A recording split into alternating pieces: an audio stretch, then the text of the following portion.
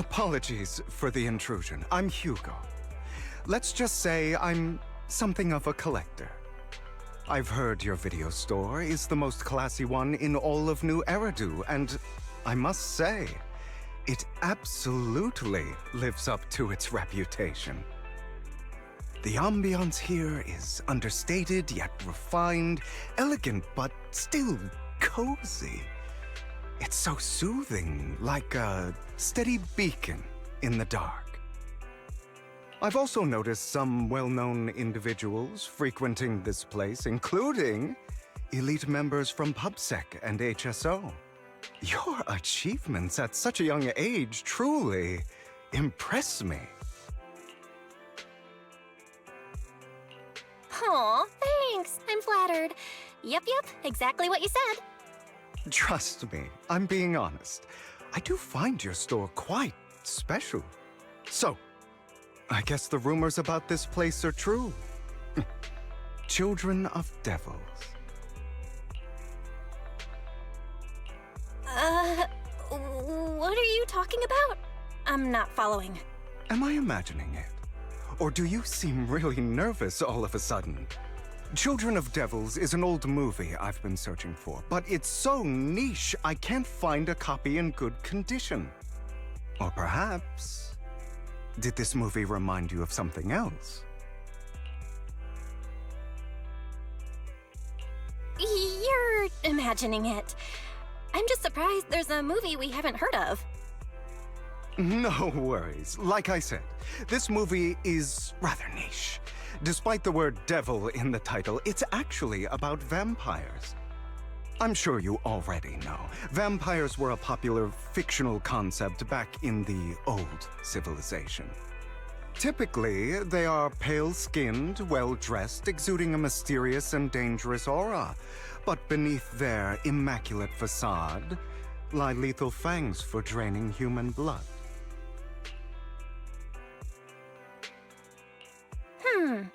You kinda look like one. I'll take that as a compliment. Too bad vampires don't actually exist in New Eridu. Oh, and I don't feast on human blood. In fact, if anything, I'm hypoglycemic. Anyway, back to the movie. It's about a man who unwillingly turned into a vampire and after years of plotting, finally kills his evil father and ultimately dies in the process. So, it's a tragic story. I actually think the ending is pretty good. At least he accomplished his goal, and death was just the price he was willing to pay. Well, it's a shame you don't have the videotape I'm looking for. I'll just grab a copy of every movie you currently have for rent. No offense, but you're being overly generous. You don't have a hidden agenda, do you? I understand the skepticism, but I simply wanted to express my gratitude for discussing such a niche film with me. Your store is like a collector's gem in itself. Please, consider my payments here as an investment in a collector's prized find.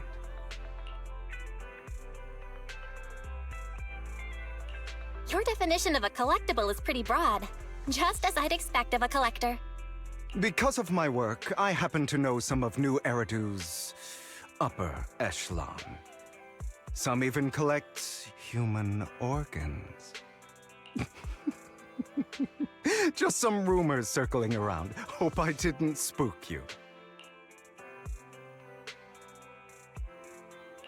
That's nothing. I've seen my fair share of crazy stuff.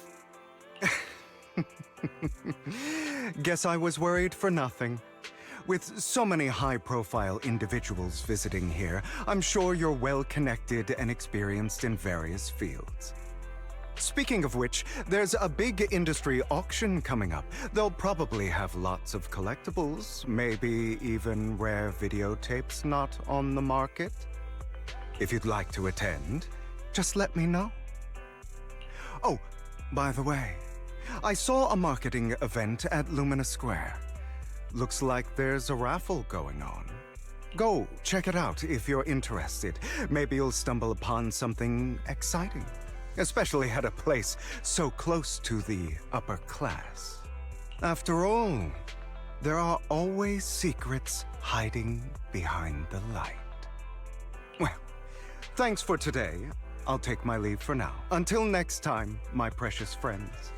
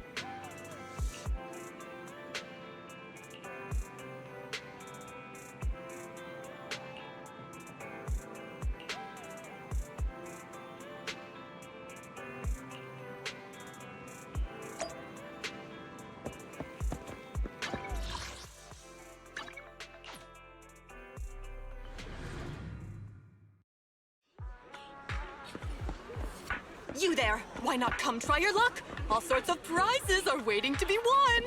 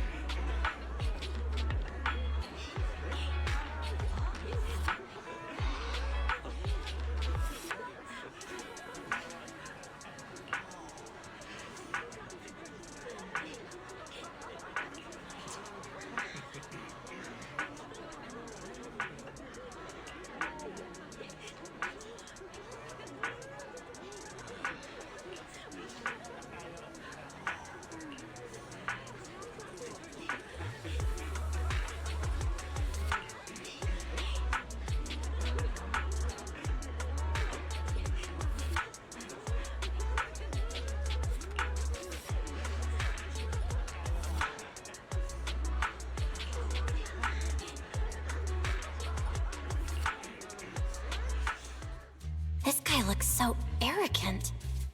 Maybe I should take a tougher approach with him. Quit the act. I've seen right through you. You may look harmless, but I know you have a secret identity. Your crafty skills have caused headaches for countless people. Not to mention, you're revered in your field. Everyone knows who you are. Your true identity is a member of the most infamous band of thieves in New Eridu, Mockingbird!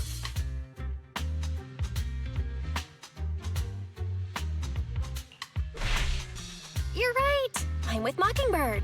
But that doesn't prove I stole from you, does it? Aha! You've admitted it yourself. I know you're joking, but it's probably unwise to validate an accusation like that. Forget it. Clearly, you have no idea who I am. I'm Curtis Ravenlock. That's right, of the esteemed Ravenlock family from Tops. You'll face consequences for crossing me.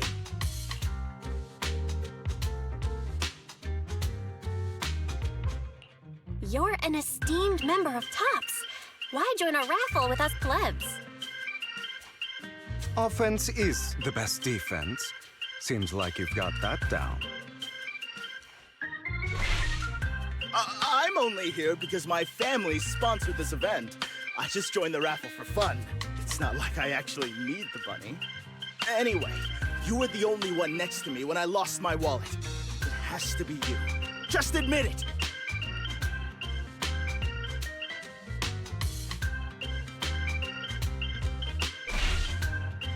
got it wrong. I didn't steal your wallet. I just happened to be standing next to you. Coincidence? Do you really expect me to buy that? You've been suspicious from the start. You're being too soft. You need a firmer stance with someone like him. In any case, my wallet is missing. It had a ton of Denny's, so someone's got to answer for that.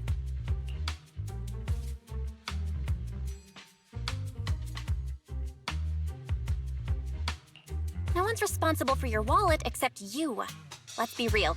You're just trying to shift the blame. You! No one's ever dared to speak to me like that before. Clearly, your accusation is baseless, Mr. Ravenlock. Your outfit, while elegant, shows unironed creases and noticeable signs of wear. You've likely worn it for a long time. Plus, the wet ink on your cuffs suggests that you rushed straight here from your workplace.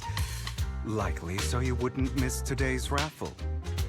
All in all, it's clear you're not well off and quite careless.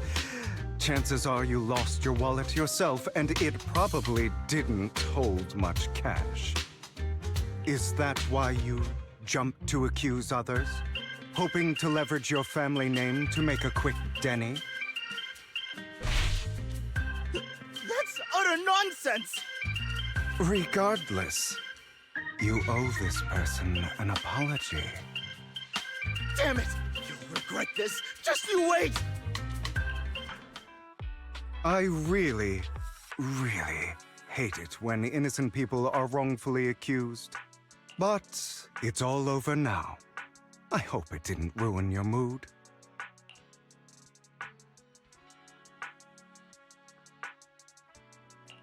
Thank goodness you're here.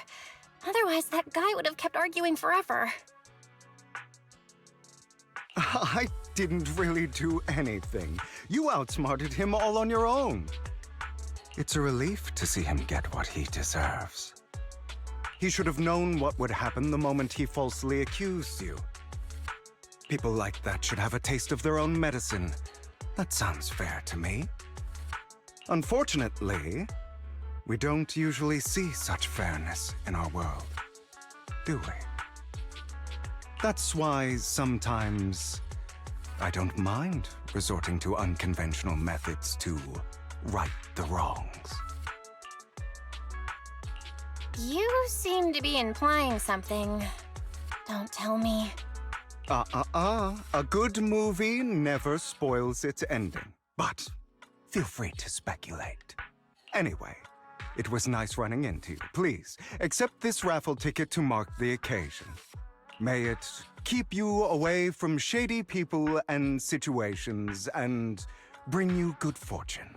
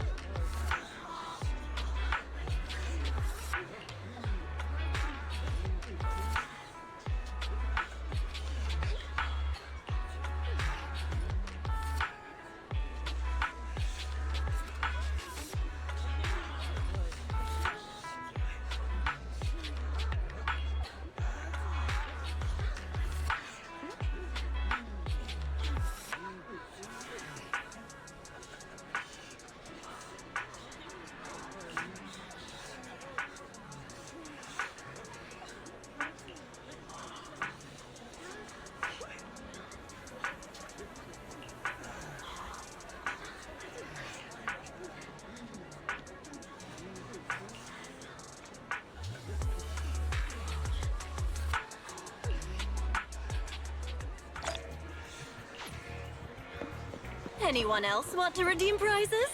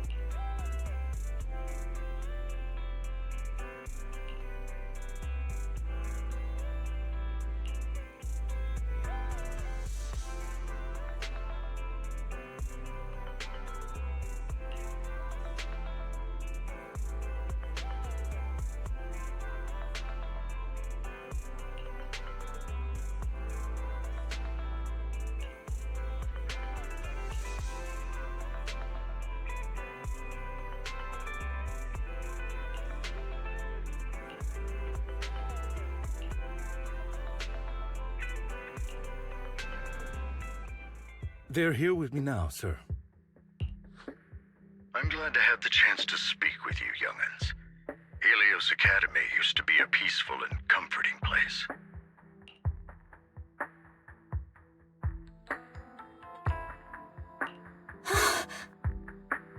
I know you still can't fully trust me, and I understand that completely. But please do know that I mean you no harm. Your teacher, Carol, and I, we used to be friends. She was a kind person. I was truly sorry to learn that she was the one held responsible for the fall of the old capital.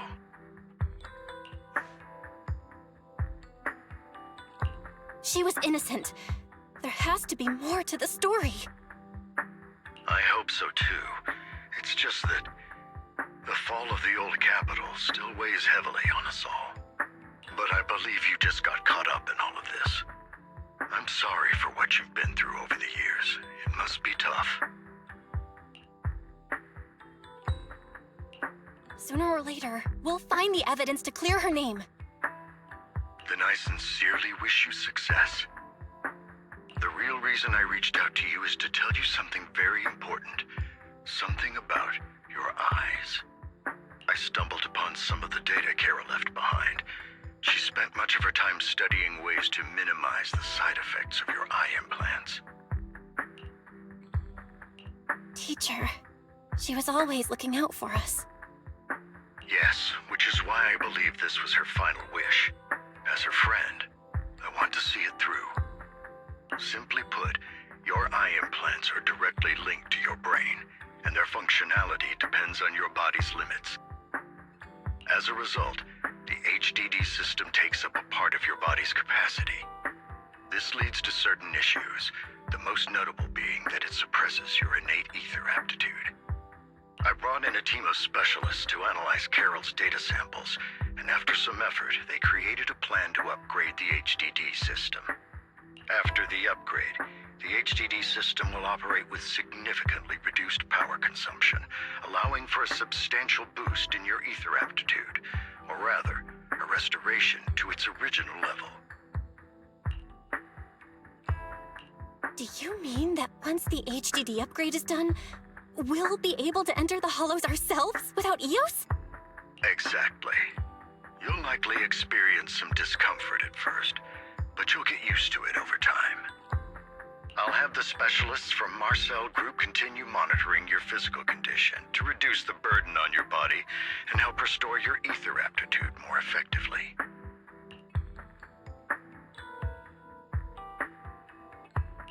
Are you really giving us such advanced technology for free? Feels like there's gotta be some kind of catch. Besides, you must have known about us for a while, so why wait until now? I'm not asking for anything in return. As for why I didn't reach out sooner, truth is, from what I've learned, your eyes possess even greater power. Perhaps the power within you could affect all of New Eridu. But you must understand, power is a double-edged sword. It can be used against enemies or allies. As the mayor of New Eridu, I must ensure everyone's safety. So I hope you'll forgive my caution. I'd been observing you for some time. That said, I'm confident to say that everyone at Victoria Housekeeping speaks highly of you. Miss Bell and Mr. Wise are both kind and honorable individuals. I believe they'll use their power for the right cause. Yeah, they're both good people. Thank you for your kind words, even though we have no idea what this power is. You're not just saying that to get our hopes up, are you? Of course not. It's just that I don't have much information right now. I'll let you know as soon as I do. Well then, I'll let Lycon assist you with upgrading the HDD system. Rest assured he'll guide you through everything. You should be able to follow him with your knowledge. If you would follow me.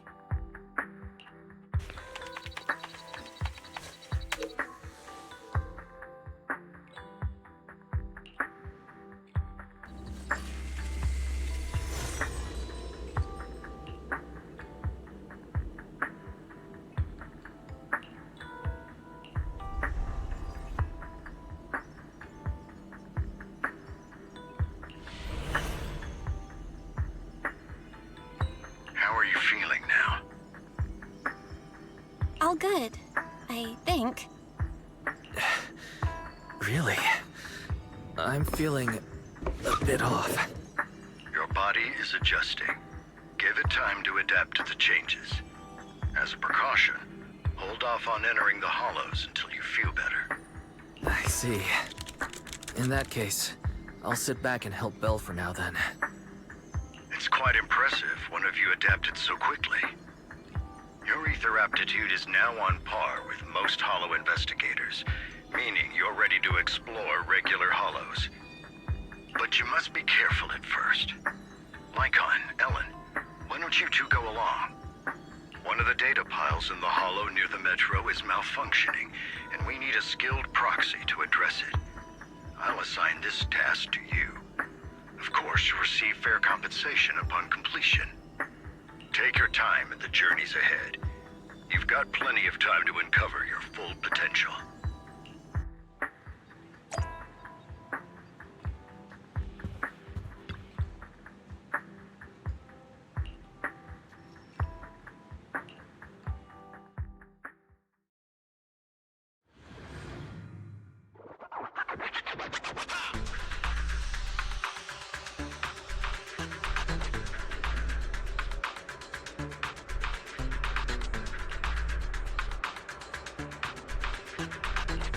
Master Proxy, the data pile that the mayor mentioned is in this direction.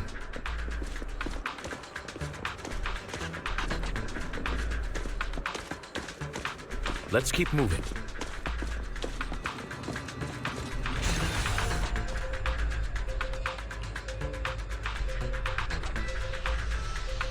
The data pile that the mayor mentioned is near that garage ahead.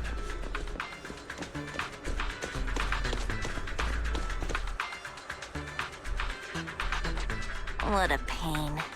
There's nowhere else to go. We'll have to move the train.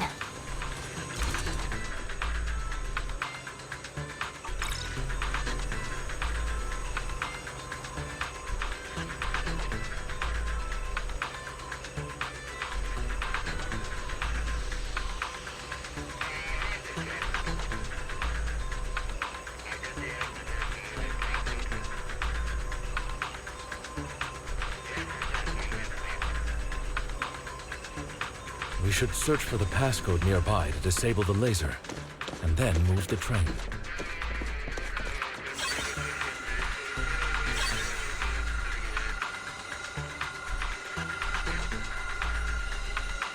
Ah, I get it now. We should be able to enter the passcode now.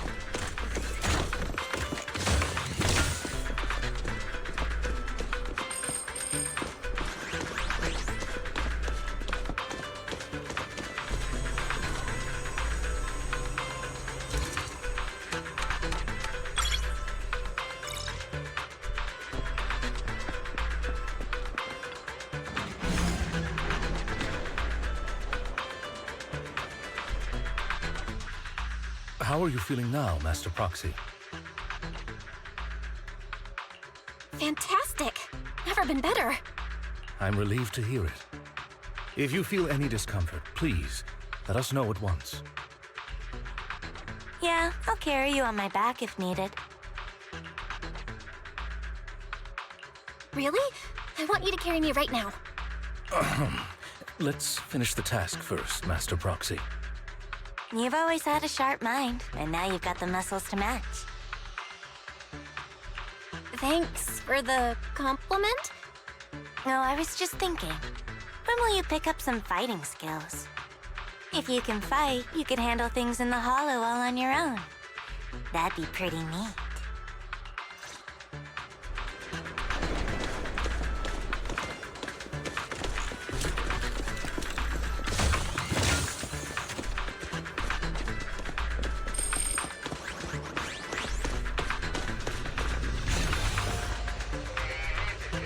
Master Proxy, the data pile is right up ahead.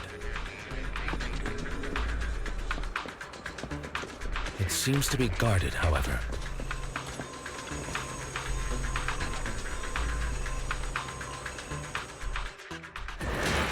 Worry not, Master Proxy. We'll ensure your safety. Weak spot. Thank you. Sorry, I still need you guys to protect me. Looks like I gotta buck up a little.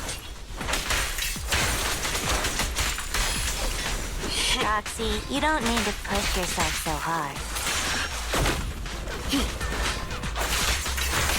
You're already pretty great. Just leave the rest.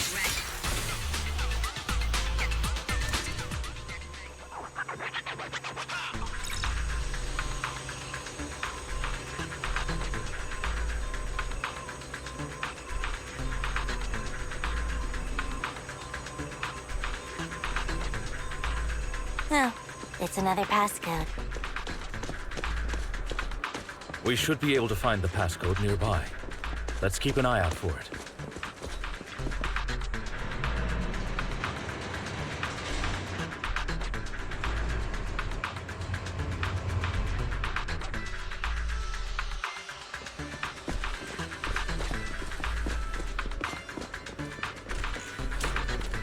Maintaining the data piles in the hollows requires a proxy with the utmost professionalism.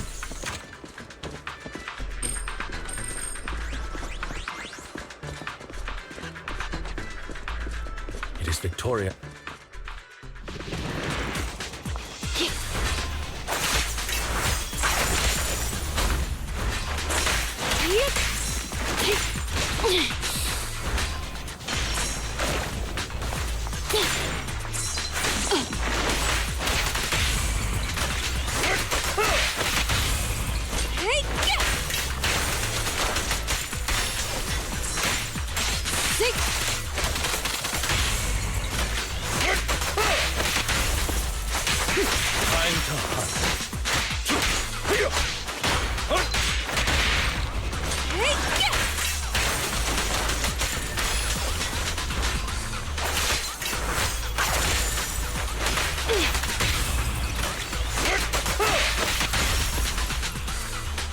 Master Proxy, let's take a look around this area.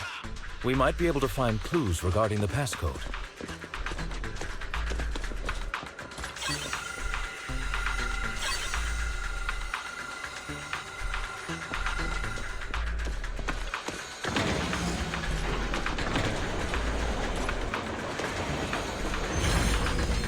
Roxy's moves seemed more fluid in that last battle.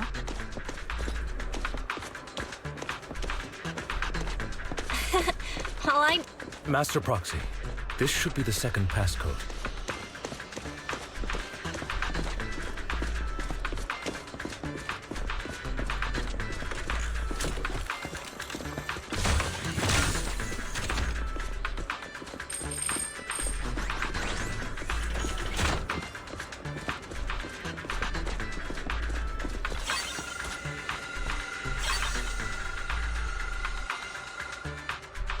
Master Proxy, we've been in the Hollow for quite some time. How are you feeling?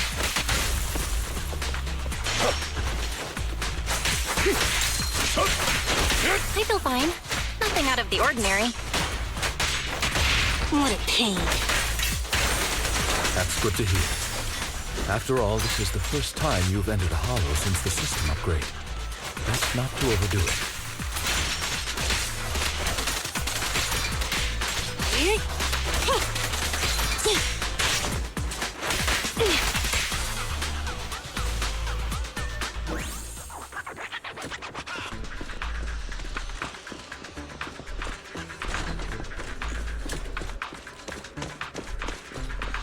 The last passcode is here.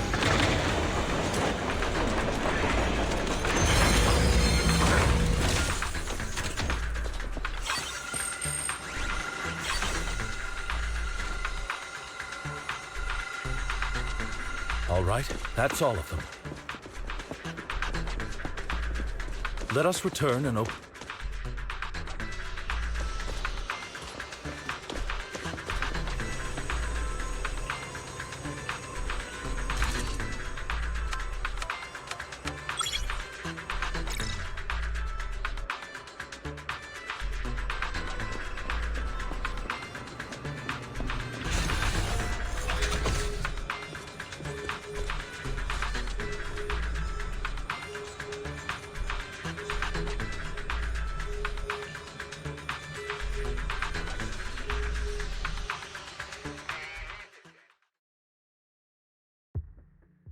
The mission was a success, sir. Master Phaethon's performance was outstanding. Excellent. You truly are exceptional. I'll be frank. I contacted you because I need your expertise for an important task. I'd like you to participate in an auction and help me secure an item up for bid. Hold on. Is it the same auction I heard about? The one with all the high-profile attendees? Yes, that's the one. I knew asking you was the right choice. Since you're aware of it, I'll get straight to the point. It's related to the sacrifice you encountered. Sacrifice? Has it appeared again? Remember the sacrifice you took down near the construction site? Public security did some research after retrieving it. It turns out it can maintain its form outside the hollow and carries human genes. Within it, we extracted a mysterious core. This core possesses the same inexplicable power as the sacrifice, allowing it to exist without relying on ether. However, the core was recently stolen from the most secure lab in New Eridu. We suspect this is an inside job rather than an external theft. We searched extensively without success, until I saw the auction flyer. The core has been concealed within an auction item.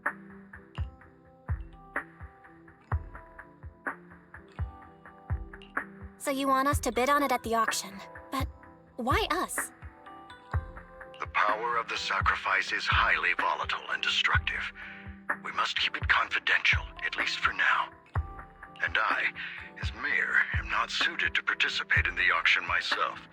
Plus, I'm running checks on my inner circle due to the theft. Frankly, there aren't many people I can trust. Don't worry, the funds are covered, and Victoria Housekeeping will be assisting you. Of course, this hinges on one condition: your willingness to aid me. All right, we'll give it a shot. Thank you very much. I knew that I could rely on you. The only hurdle now is the invitation. It's exclusive to Tops, so obtaining one might take some time. I'll handle that promptly. I'll leave the rest in your capable hands. You seem a bit puzzled, Master Proxy.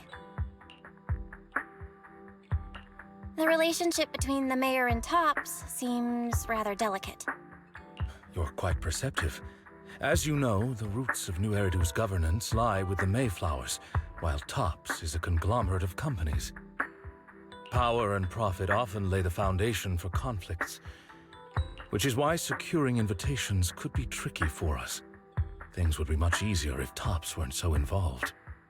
But worry not, Master Proxy. It may take some time, but we will overcome these obstacles. Now, if you've no further need of me, I'll take my leave. Have a good day.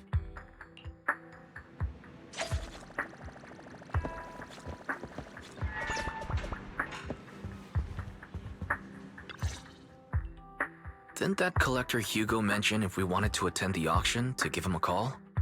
But he didn't leave us with his contact information. Odd, right? If he wanted us to contact him, why not leave a number? Did he just forget? Maybe he left a puzzle for us to solve, like in the movies. You've been watching too many movies, Belle. We need to separate fiction from reality. Come to think of it, Hugo did leave us a raffle ticket, and said something weird. He said something cringy like, "There are always secrets hiding behind the light." Wait, don't tell me.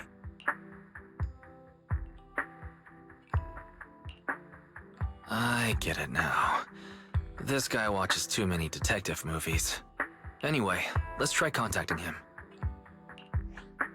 Aha! It's you! The manager of my favorite video store! Glad you've cracked my little puzzle. I've been waiting for you to contact me. I was worried I might have left a bad impression.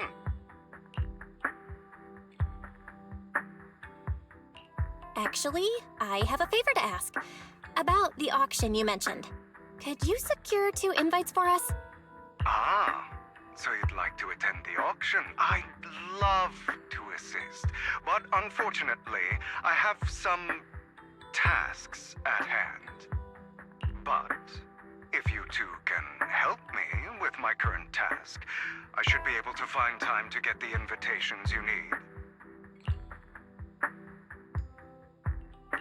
What kind of task?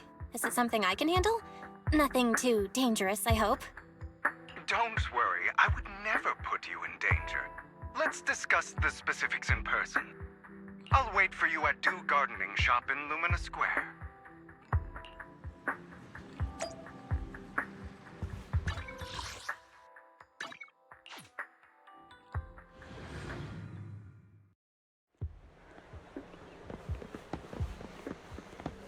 You've arrived, my friend.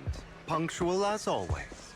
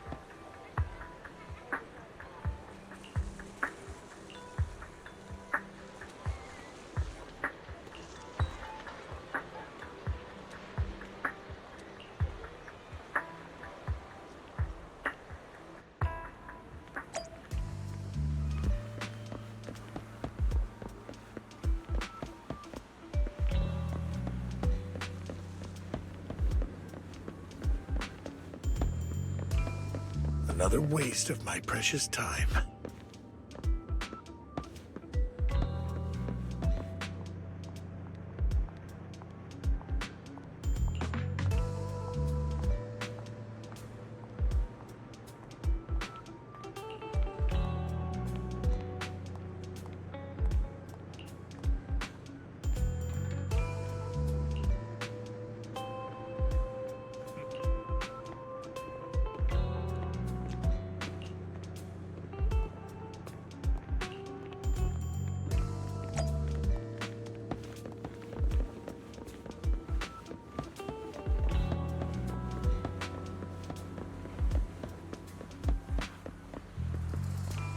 This time, I'll lead the...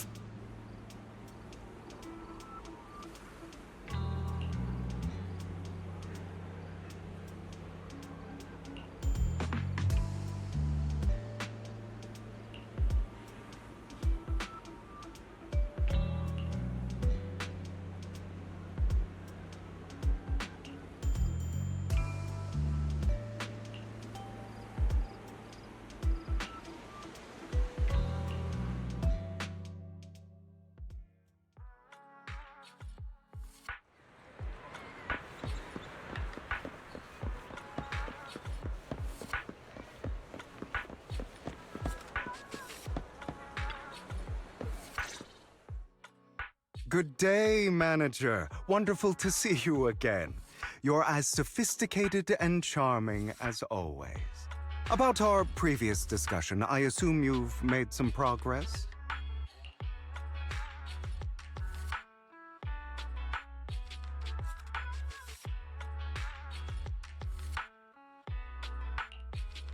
I see. Looks like it's more complicated than I thought. I appreciate your help.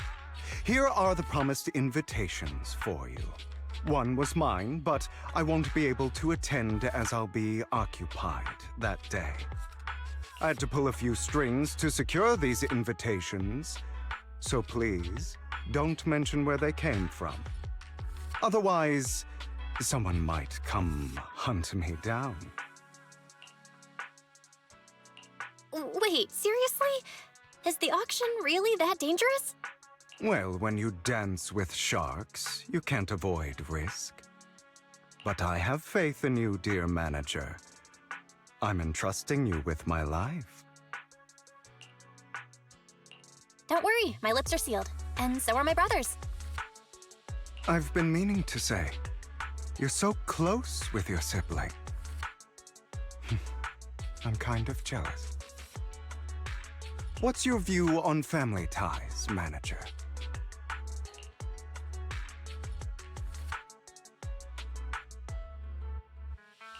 It's a bond you have to maintain carefully. Even as family, we might not fully know each other. For example, someone who was like a mother to us loved us deeply, but also kept many things from us. Mother. Huh. For me, that word only brings fear, pain, and hatred. I once had a half-sister. Different mothers.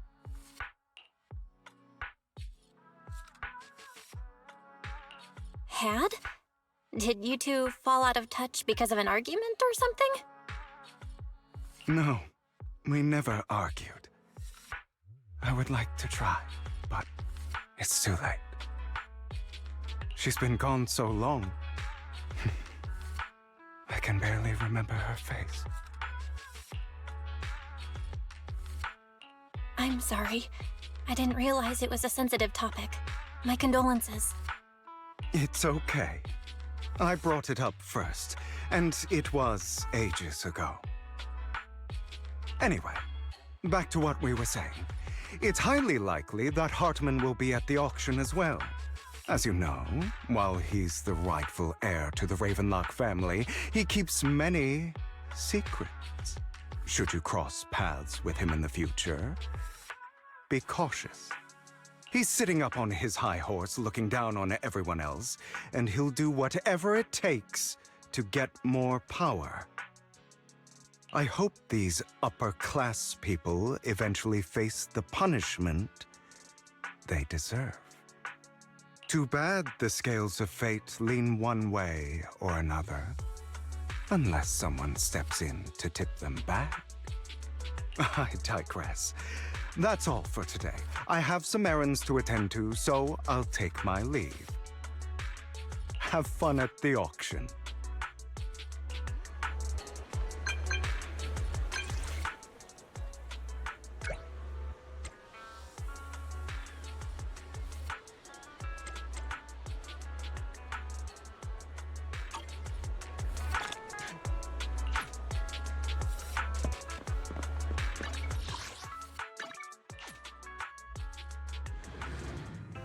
It is a pleasure to see you again, Master Proxy. It's been a while.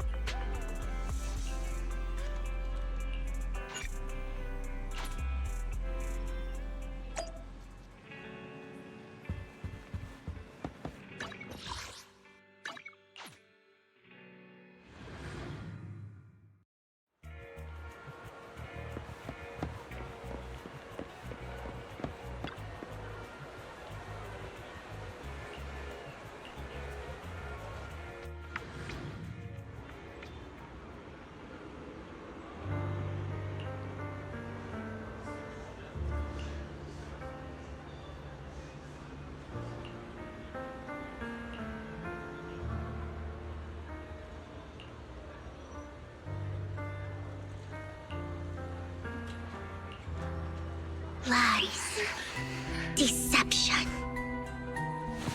betrayal. swirling mist, shrouding the truth in a deep, enigmatic haze. Found you. Chosen one.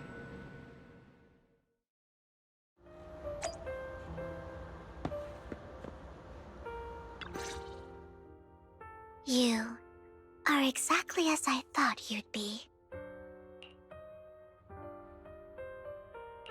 What are you talking about? I'm confused. Words can only convey so much, so it's understandable if what I say doesn't make sense to you now. But you'll know what I mean soon enough. Young lady, I know you might think I'm lying, but I'm telling the truth. That item was my late husband's keepsake, and I had to pawn it due to financial difficulties. But I can't bear to see it auctioned away to who knows where. I'd never be able to get it back. Please help me bid for it. There's a hidden flaw in that item. If you point it out during inspection, it will be withdrawn from the auction and returned to the pawn shop. That way you won't have to pay for it. In return, I'll offer you some compensation. It may not be much, but it's all I can manage. Please. Mom, please don't cry. Your story might be genuine, but your intention is not. Besides, this has nothing to do with me. Your misfortune is not my concern. Young lady, you don't look like you're struggling for money.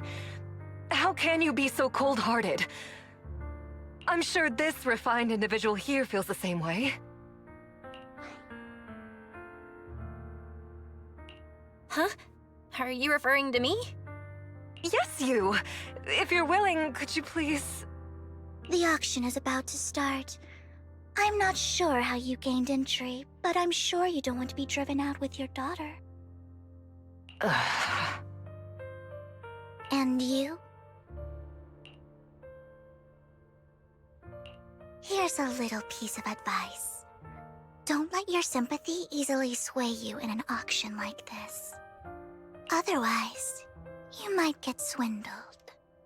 I'm Vivian, by the way. Pleasure to meet you.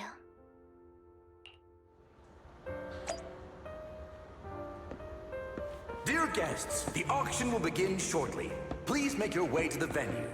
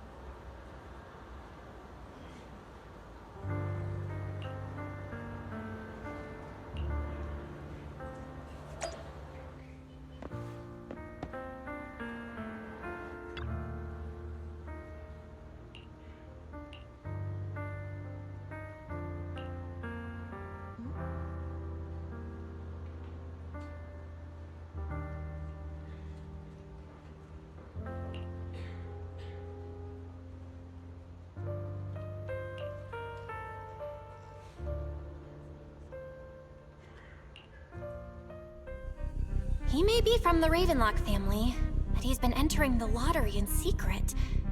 maybe he's not as well off as I thought. Ugh, what rotten luck. I didn't expect to see you here. I won't back down this time.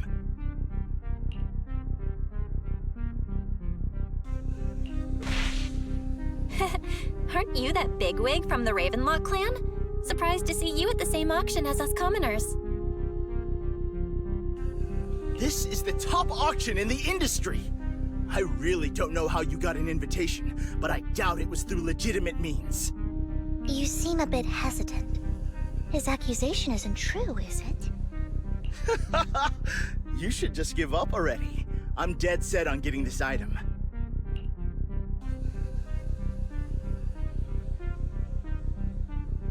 Truth is, we've got a solid sponsor. Give up, because we're going to secure this no matter what. So that's how you were able to join the auction? I knew there was something funny going on. Damn it! Am I really going to lose? Nicely done. I see you're getting the hang of manipulating your opponent's emotions at the bargaining table. Okay. Let's not rush into inflating the price. Seems like it's just the two of us interested in the item. Why don't we discuss this in private first?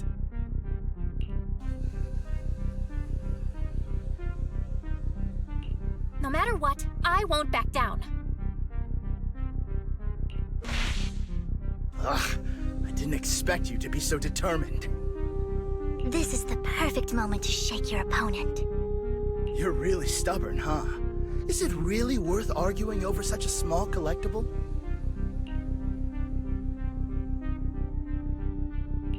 Sure is. The money in our pocket is our biggest advantage.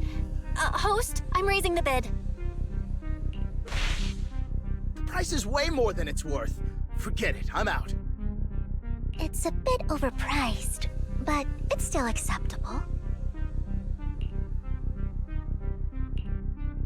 Regardless, congratulations on your winning bid. Though, in my opinion, its aesthetic style is a bit ahead of its time. But as long as you like it, that's what matters. After all, the true value of art is in the love people invest in it. The next item is truly exceptional. The final creation of a legendary artist, the only one of its kind in all of New Eridu.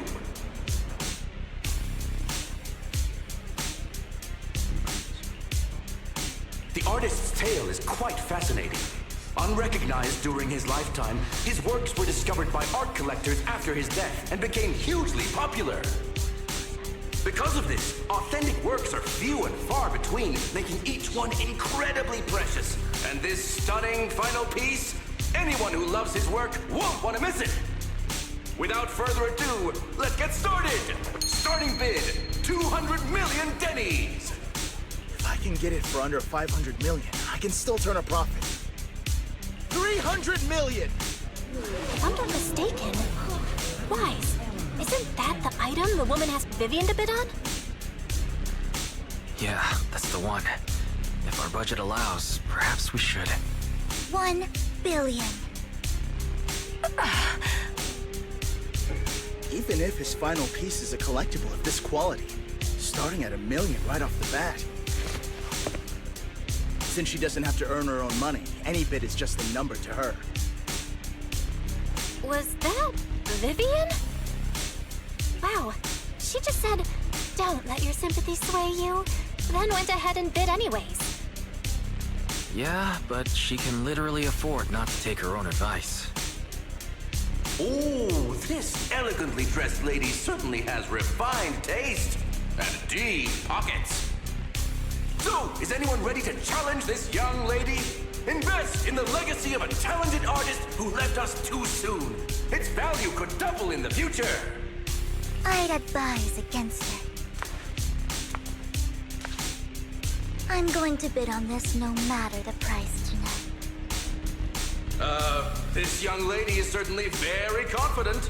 Our time is almost up at $1 billion. Going once, going twice, going 3 times. Sold for $1 billion.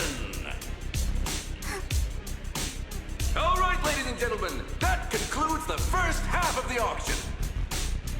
Please feel free to unwind in the lounge for a bit, as more treasures await in the second half.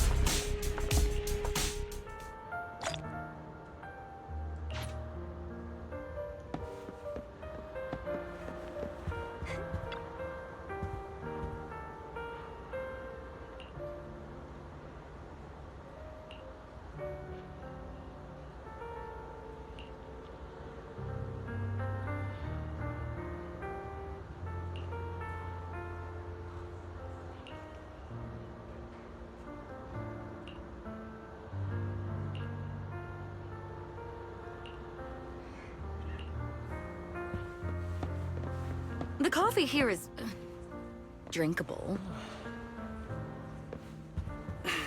Why are there so many unfamiliar faces around? I thought this was for regulars only.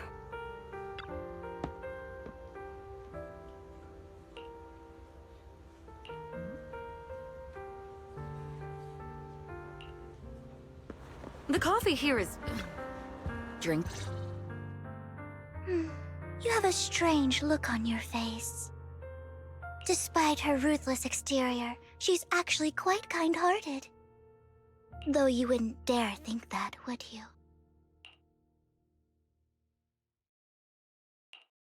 How did you know? Looks like I hit the mark.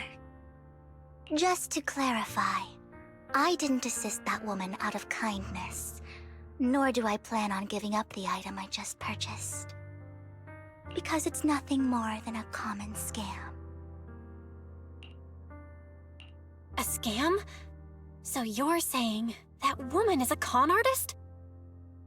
They'll tell you a tragic story, begging you to help bid on a collectible at a high price. They promise a reward and guarantee the item will be withdrawn from the auction, so you think you won't have to pay anything. But the reality is, once you bid, the deal is done. No going back, and you end up shelling out a hefty sum for something worthless. So, why did you still bid on the item? I really enjoyed the story of that legendary artist. Art, at its essence, sells stories, doesn't it? I'm willing to pay the price for the stories I choose. That's another lie. Looks like you believed me. How did you figure it out again? Let me give you another piece of advice. Appearances can be deceiving. People often mask their true intentions. Sometimes, what you can't see is the real truth.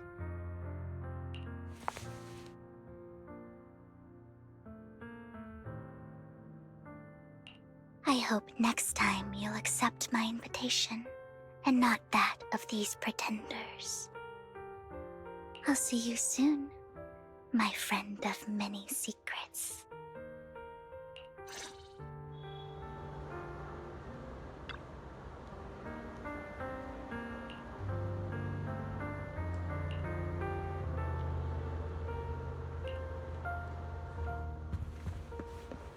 The second half of the auction is about to begin.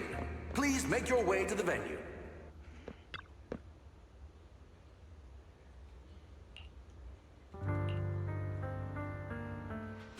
Ladies and gentlemen, welcome back!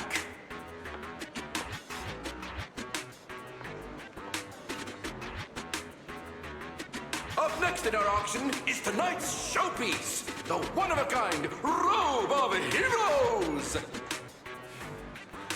Legend has it that, long ago, this was a garment that only a hero could wear. What's truly fascinating is the unique gem embedded in the collar of this robe. It's unlike any gem I've ever seen. Almost magical.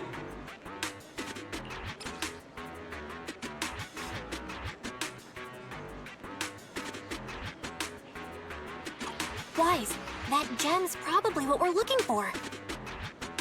Such an important item, yet it's just there on a piece of clothing, completely unprotected. How gaudy. This auction sure is busy. There's people of all sorts, whether they belong or not. Robe of Heroes. What a tacky name. Nonetheless, I'll secure it. In the name of the Ravenlock family. Yes, I see it. Seems authentic. Of course, I'll keep an eye on it.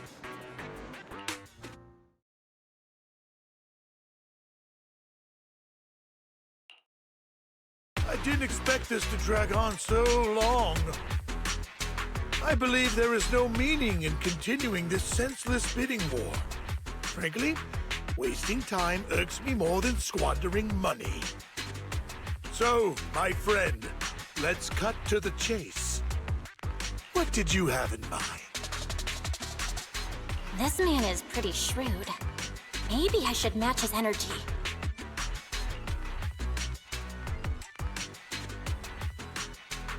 Perhaps a better question should be, what can you offer me?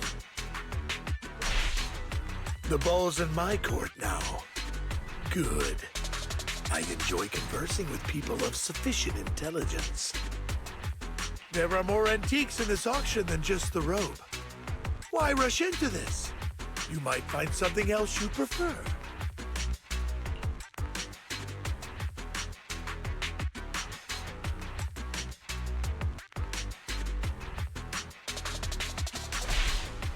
I'm not a collector, so I'm not into antiques. That robe just caught my eye. In that case, how about we strike a deal? All I want is that gem. So, if you cease bidding now, I'll take the gem and you can have the rest of the robe. How does that sound? He called our bluff. The Ravenlock family always gets what they desire. If you have any doubts, feel free to ask around.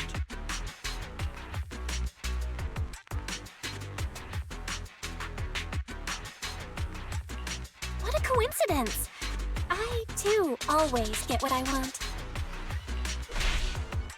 You're quite confident. You know when to stand your ground. Well done. My time is valuable, my friend. I've already lost a significant amount of dennies talking to you. If I offer you a token of appreciation, let's say a hefty sum of dennies, would you consider backing out of this bid?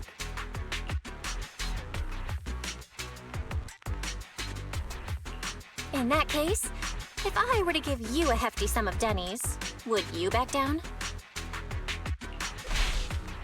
I fear my price is beyond your means. It's been a while since someone dared speak to me like that.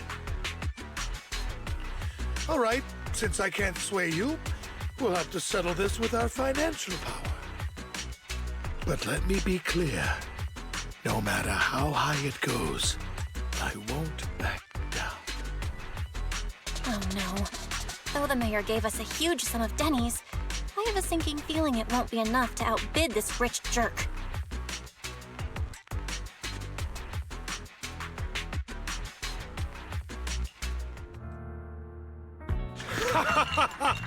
Thank you, everyone. It appears I'm the final winner of this auction after all. Well, I'll be taking this masterpiece with me. Of course. I must extend my sincere gratitude to all of you. Damn it, we almost won! Ugh, denny-grubbing jerks! I got a message from Hugo. He wants us to... look up? What happened? Why'd the lights go out?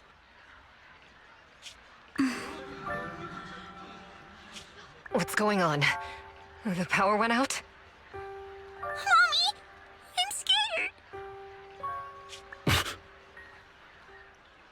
Ladies and gentlemen, welcome to tonight's auction. My apologies for the long and dreary opening. Losers always have a lot to say. That guy looks familiar. Is that... What are you all standing around for? Someone deal with this intruder! How uncouth. I'm simply here to reclaim what's rightfully mine. You! When did you... Well then, tonight's show is coming to an end. I wish you all a lovely evening. Yours truly, Mockingbird. After him! Catch that thief or forget about getting paid tonight!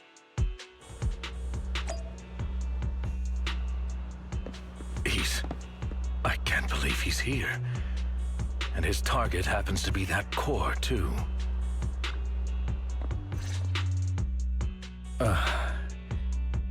Forgive me, Master Proxy, but that... Mockingbird and I have... history. He might find it surprising, but I know him too. You do?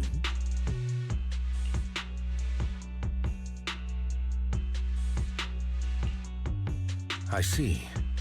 So that's how you know him. Years ago, we founded Mockingbird, the Phantom Thieves Syndicate. Things started off well. We were young, with naive ideals and lofty goals, and we pursued what we thought was right. But one night, that all changed. There may have been signs of what was to come, but no one noticed them at the time, or perhaps we chose to ignore them. Eventually, I left Mockingbird and accepted the olive branch extended by the mayor. The separation was, shall we say, less than amicable. And my dearest friend became my sworn enemy. Master Proxy, if I may ask, what do you think of Hugo?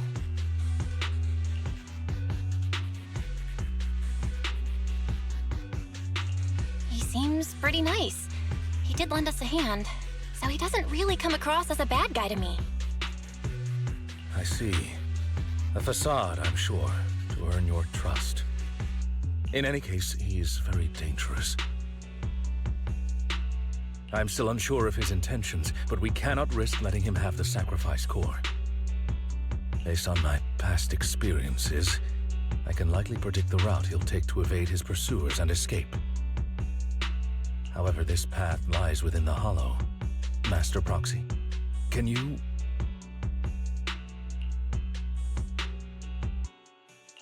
Let's head straight there. I'm feeling super strong right now. Very well. Please, follow me then.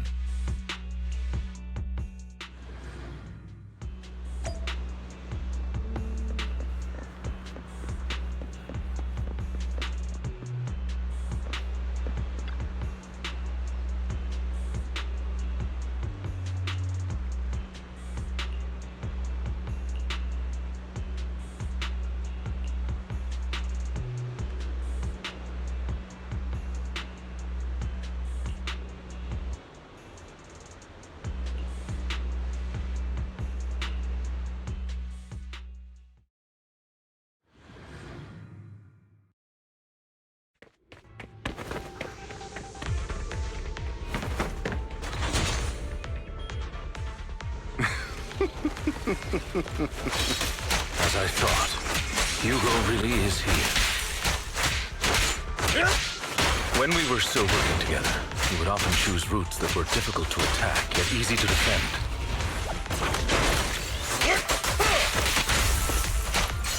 Master Proxy, the layout of the port is complex. Ethereals may jump out from any corner.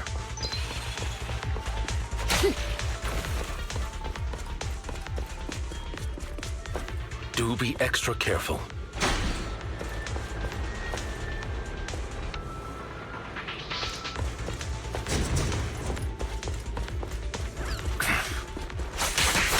There's so many Ethereals, but they don't seem to faze him at all.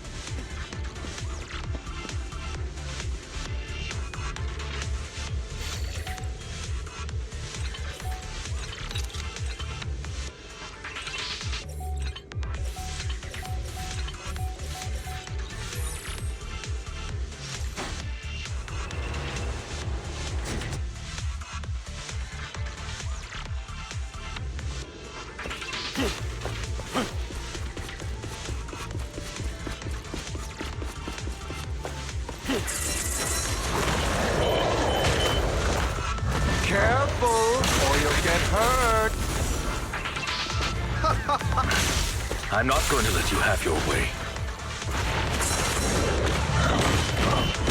Master Proxy. That's one of Hugo's weapons. Make sure to avoid it. Amateurs. It may look like a coin, but it's actually a dart.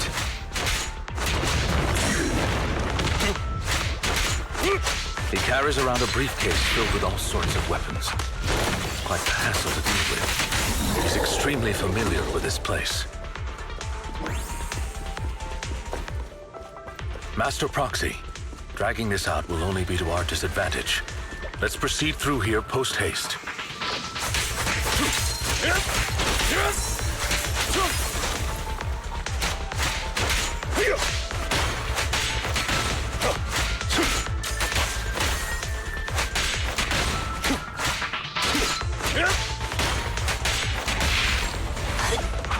Stand still. The mechanism here isn't damaged.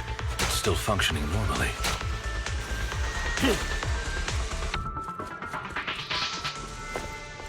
Something's not right. It feels too easy, almost as if he let us through on purpose.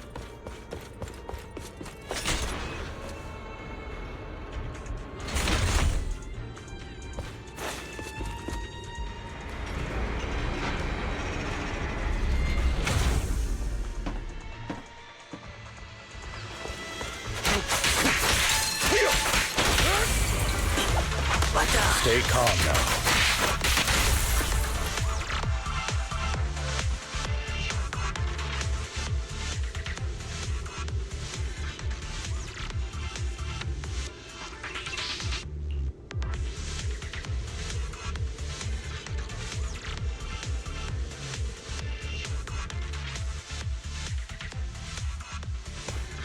This must be the right way. Not to worry, Master Proxy. We'll be able to catch up to him soon.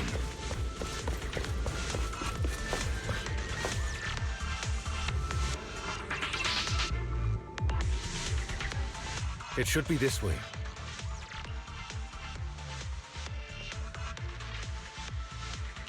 Are they from the auction? No, they shouldn't be able to track Hugo here. They're likely just hollow raiders. Back then, Hugo would typically retreat into a hollow after securing the goods. And as his partner, I'd be responsible for leading the pursuers astray. I'm unsure if he has a partner now, or who they might be if he does. Well, Phantom Thieves usually have partners, right? He must have recruited a new one. True. That could make things trickier, as he may have passed the core to his partner. Regardless, Master Proxy, let's steer clear of those hollow raiders for now. Although I'm confident in my ability to defeat them, the clash here might delay us and jeopardize your safety. Our main focus now is locating Hugo and retrieving the gem.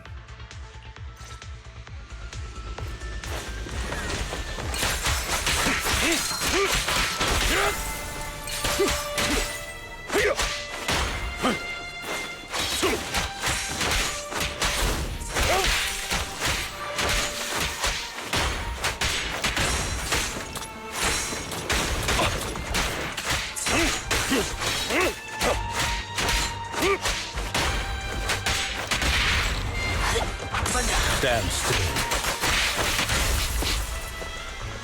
He should be nearby.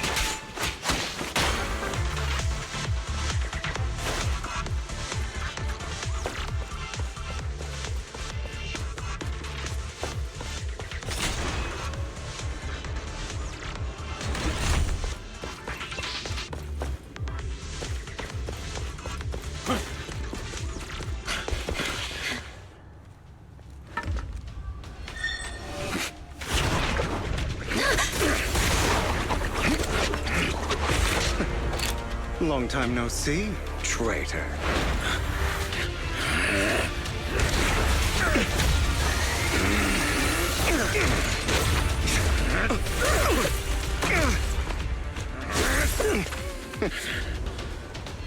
It was you who broke the oath, not me. You haven't changed, pompous and self-righteous.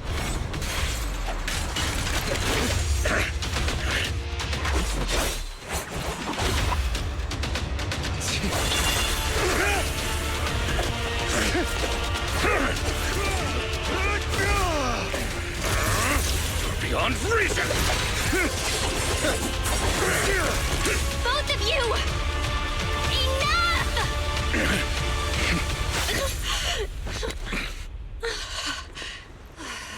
Master Proxy. Are you all right, Master Proxy? Any injuries? I'm fine. I just forgot I wasn't Eos. I thought your attacks would just go over my head. I'm not used to being this tall, I guess. Rest assured, Manager, my blade has always been steady. I'll never point my weapon at my allies, especially not you. As for that oaf, he has no sense of control in the heat of battle, even turning on his own comrades. I'd thank you not to spread lies. What? Are you denying it? I merely spoke the truth, didn't I?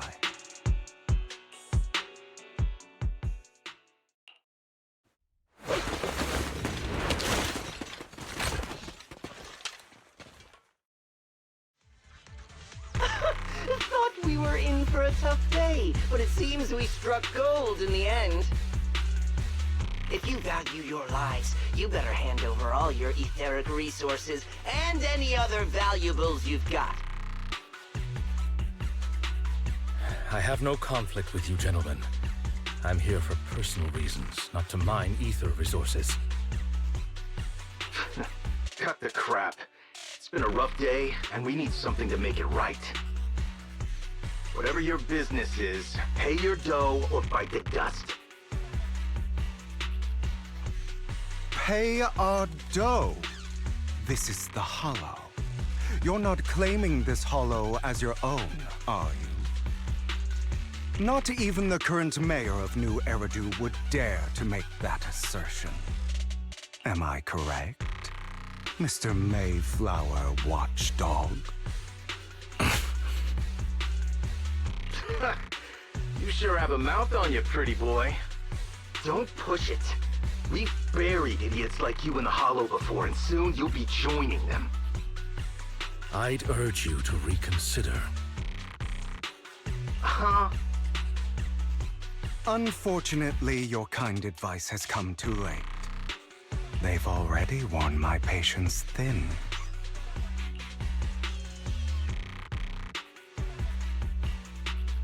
Oh, help me! Scared? Then perhaps you should think twice before you act. You've made your bed. Now lie in it. Sorry! I'm so sorry! Please have mercy! Spare us! We won't do it again! Are you quite done blowing off steam? Don't kill them. I'll hand them over to public security once we're out of... Who do you think you are to tell me what to do? They weren't planning to show you any mercy, yet you forgive them so easily. You haven't changed at all over the years, Lycon. To hell with you and your foolish fantasies of being some almighty savior. Haven't you learned your lesson from what happened with your eye and legs? My principles remain unshaken. No one has the right to take another's life. Sinners deserve punishment. Do you know how many lives they've taken? I'm merely delivering the justice the world needs. It is not our place to pass judgment. I know I will not sway you. There's no point in continuing this argument. I will stop you. I always will. Go ahead and try. I will defeat you. I always will. Be prepared to kneel before me, traitor. You talk too much. Get out of my way!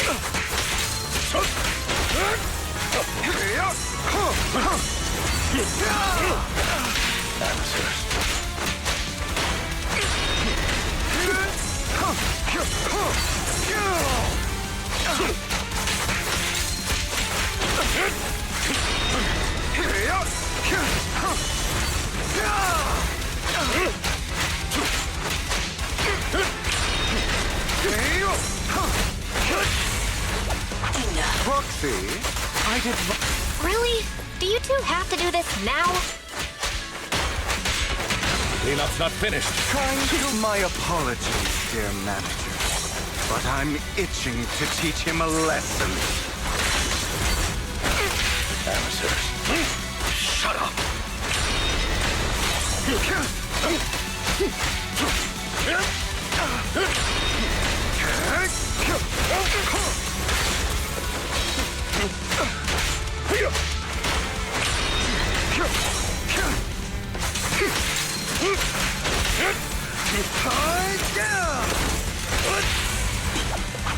Stand.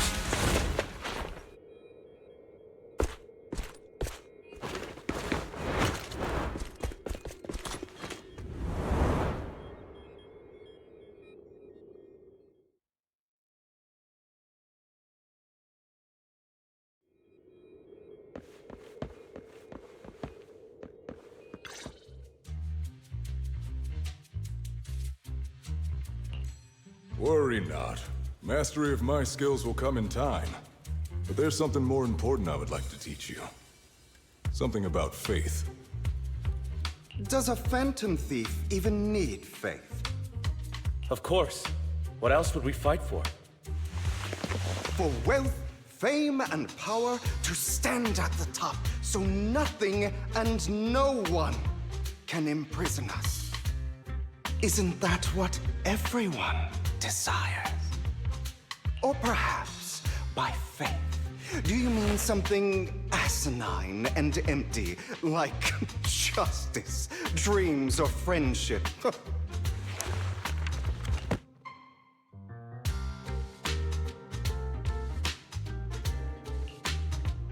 Hilarious. Grow up, Lycon. It's time to let go of your naive fantasies of being some almighty savior. You just don't get it. All right, enough squabbling.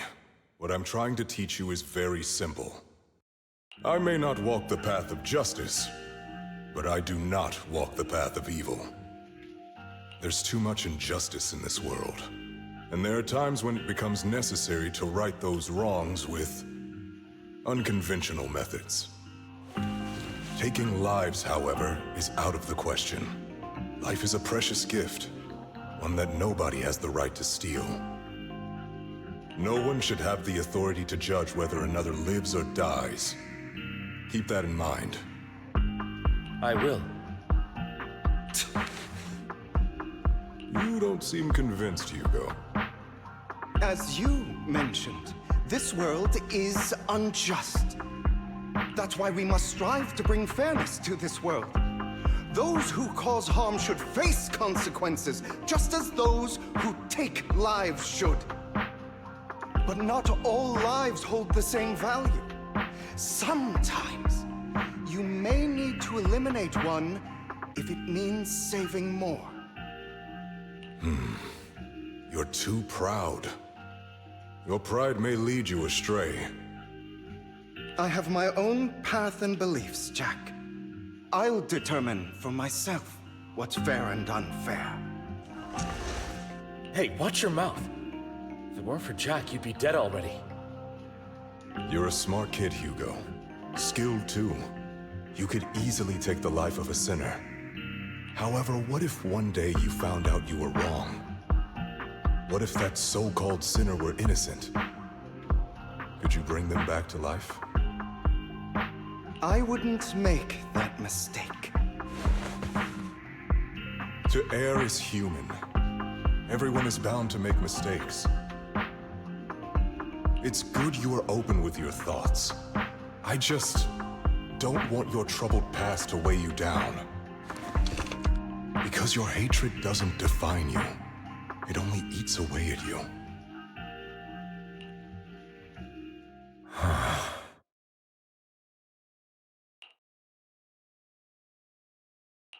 What's wrong, Lycon? You've been quiet for a while now. My apologies, Master Proxy. I was just reminded of some past memories. Before Hugo and I founded Mockingbird, we had a mentor, Jack. He took us under his wing when we were in dire straits, imparting his skills and life lessons.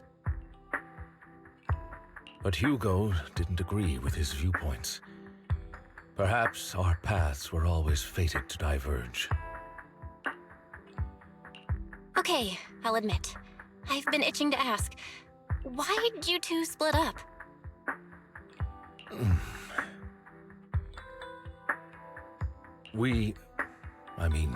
Mockingbird, faced numerous triumphs, but also setbacks. And one of them was a disastrous one. Hugo. You...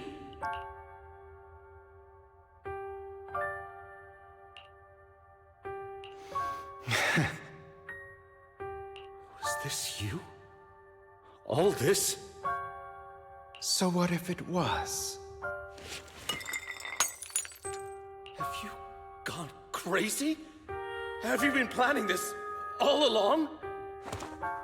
You'd bury all these lives in the name of vengeance? They deserve to die. Especially my so-called father. I should have killed him a long time ago. A really long time ago. You know what, Lycon? There's some people whose only purpose in life is to bring more suffering into this world. Sometimes murder is what brings justice back into this world. And for that, I must stain these hands in blood. Enough! I can't trust anything you say anymore. I'm leaving Mockingbird, now! Where are you going? Anywhere. Someone from the Mayflowers got in touch with me before. Are you mad? You know what those hypocrites in city administration are like. They're no different from tops. We fought them together all this time, and now you're leaving to serve as their lapdog. Are you going to turn your back on Mockingbird? Turn your back on me? The mayor is different from the others. But it doesn't matter. I'm not going to even try convincing you. As your friend, I'll give you one last piece of advice. Please, stop here. Otherwise, the day will come where your hatred and ambition will consume you.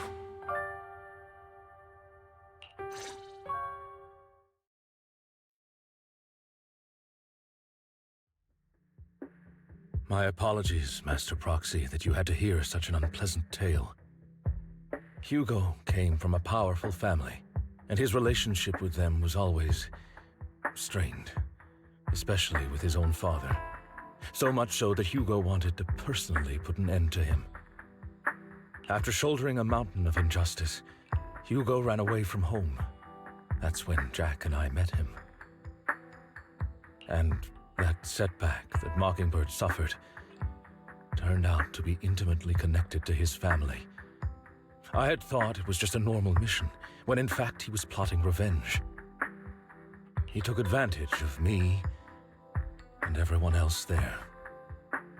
I do not mean to pass judgment on him and his decision, but I refuse to accept a partner who is willing to trample over other people's lives for their own desires. Perhaps his family left a mark on him that continues to influence him to this day.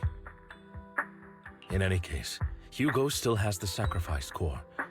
We should contact the mayor to plan our next moves.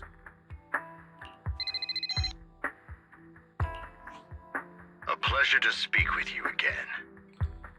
Lycon has already filled me in on Mockingbird stealing the sacrifice core. I'll deal with it. Anything else we can do to help? I mean, we didn't manage to complete our mission. No. You've done well. It's just not appropriate for you to get involved in what's to come.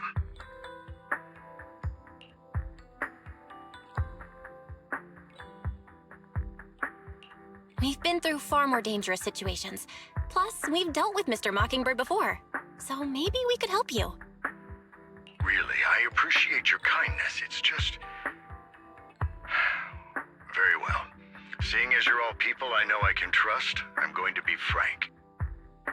Not long ago, I received a letter declaring criminal intent. Sir. Lycon, I know you don't want to place them in danger. I feel the same way. However, I believe they deserve to know the truth. That letter threatened to use a sacrifice to take vengeance against the entire city of New Eridu. What do you mean by vengeance? I believe the person, or the organization, who sent the letter is planning to use the sacrifice to mount a large-scale attack against the city. Everything we've uncovered so far seems to support this hypothesis.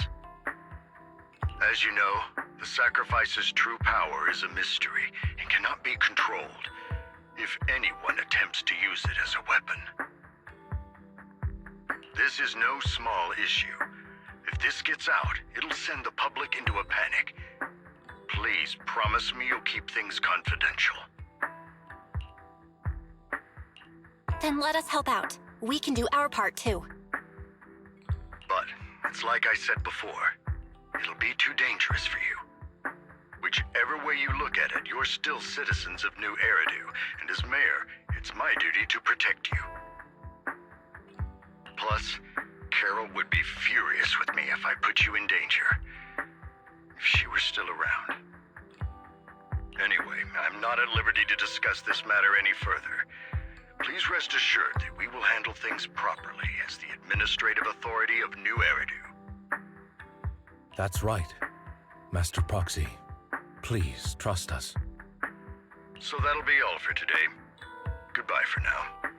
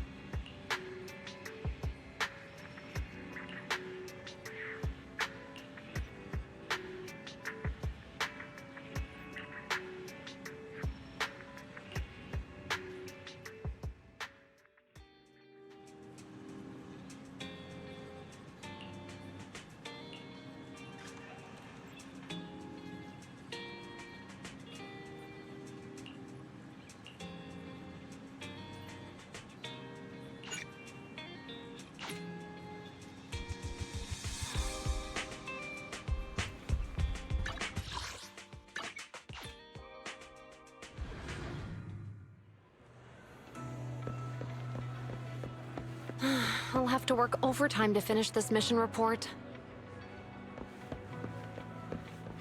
You're here!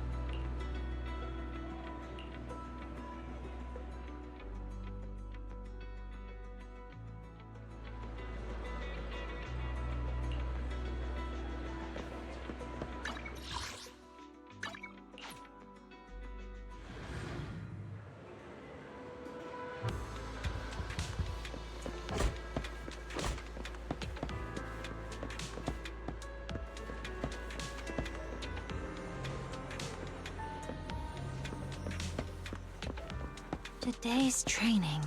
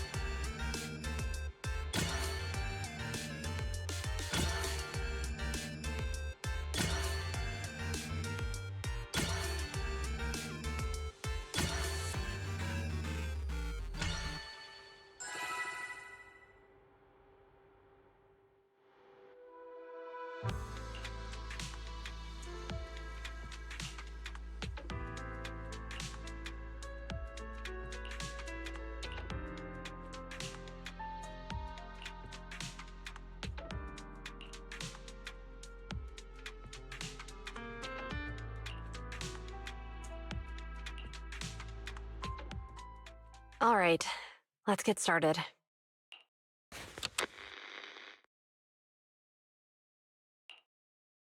I'm probably not getting out of this hollow, but at least this tape recorder still works.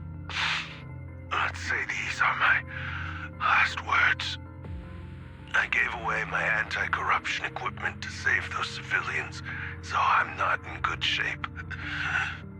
Unfortunately, we came up against a horde of ethereals right after that. I rushed over to fight them off and tried to save the civilians, but in the thick of all the fighting, I turned back and realized that I was somehow alone. Nobody was behind me. Luckily, I managed to defeat the ethereals, but the wounds and corruption I sustained in doing so should be fatal. I don't mean to cast the blame at all here, and if any of my colleagues ever pick up this cassette, I hope that nobody is ever held accountable. It's just human nature. It's normal. I just have a few regrets. Oh, what's that over there?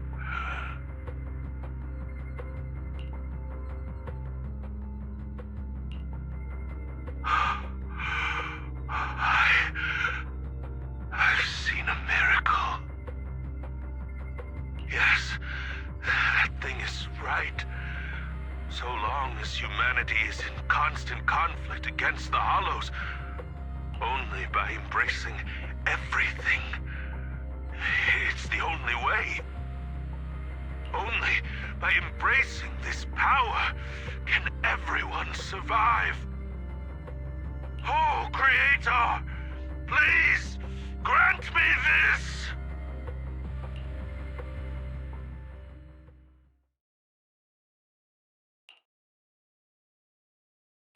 Are you okay, Jiyuan? Don't be so sad.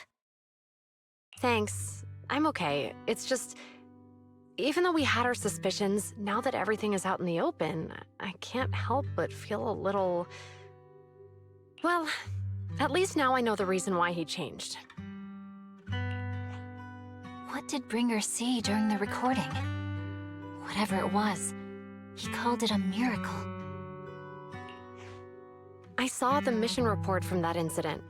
Bringer emerged from the Hollow unscathed, completely free from injury or corruption. Plus, I remember him rescuing a few civilians and and walking out of the hollow together with them. But if that's the case, then it's at odds with the audio we heard. Which one is the true version of events? It's possible that both are true. Like if Bringer actually met a real god that completely healed his body and helped him save the others. And that's why his mood changed so much. Why he started believing the Exaltists. Because he witnessed a miracle. That sounds like a reasonable speculation at this point. But it still exceeds the limits of what we know. In any case, it's a clue that ultimately points to the Exaltists. I'll keep pulling this thread and see where it leads.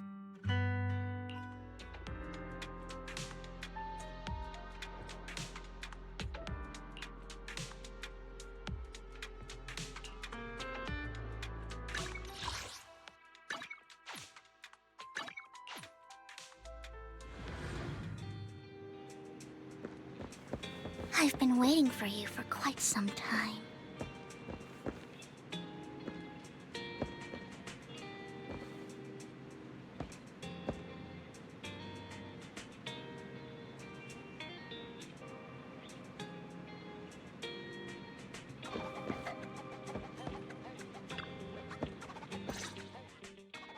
We meet again, Master Proxy. I imagine you've already managed to gain some info from the conspirators. About some people who wish to use sacrifice to launch an attack on New Eridu.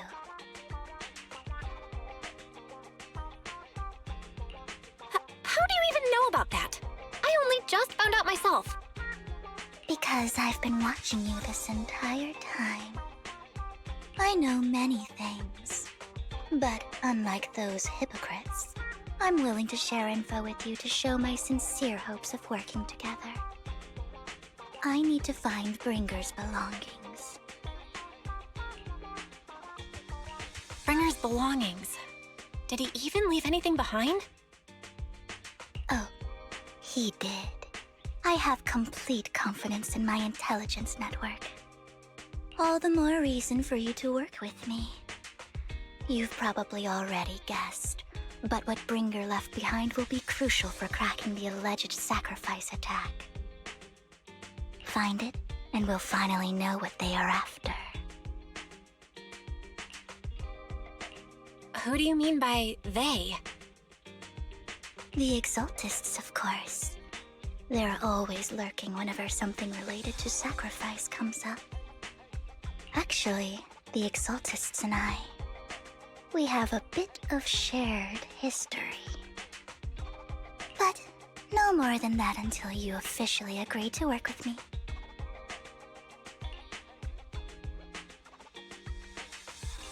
All right, I agree then. Splendid. I like people who don't mess around. By the way, might I ask, you're not proficient at in-hollow combat, are you? Well, that's not really what proxies do. As I expected. Not to worry. You're an invaluable proxy. All I require is for you to guide me. I mean, not even my darling Lord Phaethon can fight in the hollows. Hang on. What did you just say? Your darling Lord Phaethon? That's right. The best proxy in all of New Eridu. Lord Phaethon. Don't tell me you don't like him.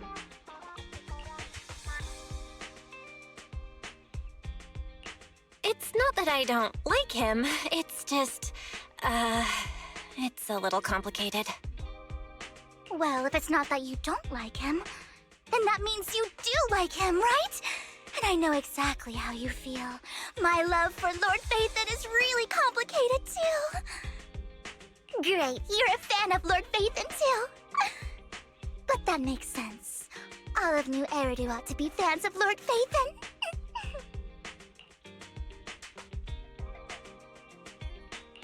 Fine, you're right. I'm actually a fan of Lord Phaethon. Then we're fellow I feel so much closer to you now.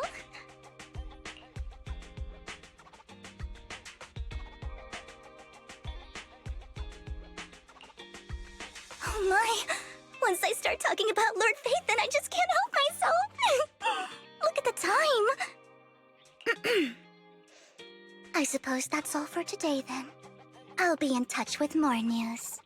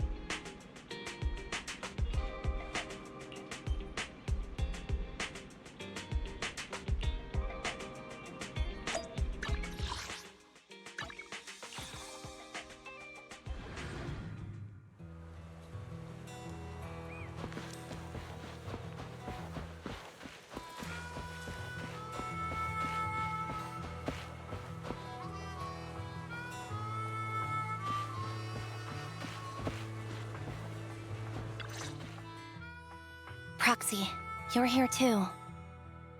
I didn't expect to run into you here. What are you two doing here? And is that a new look I see, Ambi? I'm here to investigate that incident.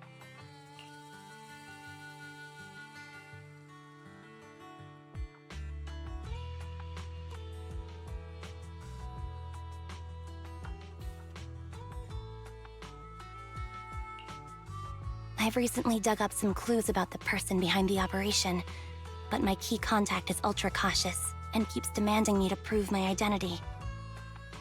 So, to gain her trust, I decided to meet her dressed like this. Now that everything is completely finished, this uniform doesn't really represent anything in particular.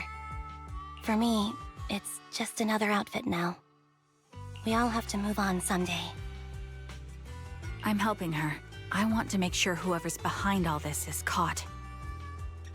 Ah, and who's this young lady? Her name's Vivian. She's my friend. We're here investigating a few things ourselves. Ambi, one of the Cunning Hair's most powerful members. And Trigger, an Opal Squad sniper. It's an honor to make your acquaintance. You know us? Looks like someone's done our homework. Is it because of the proxy? You two are practically celebrities. And because of my work, I've got loads of info when it comes to anyone with a name around New Eridu. I see. Seems you're handling your work well. Let's prepare to enter the Hollow. Unless you have any further questions, we'll be taking our leave now. You're going into a hollow? Proxy, you plan on going in like that? Yeah, that's right. I've recovered quite a bit lately, so I don't need any protective equipment in the hollows.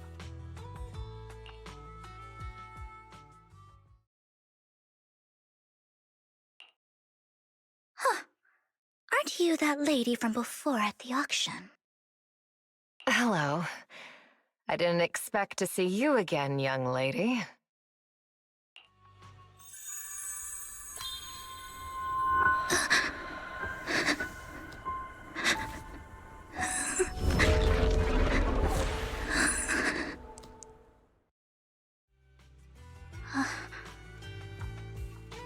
Vivian, are you alright? You look... depressed. What's wrong, Vivian? Are you feeling okay? It's nothing. I just drifted off for a moment there.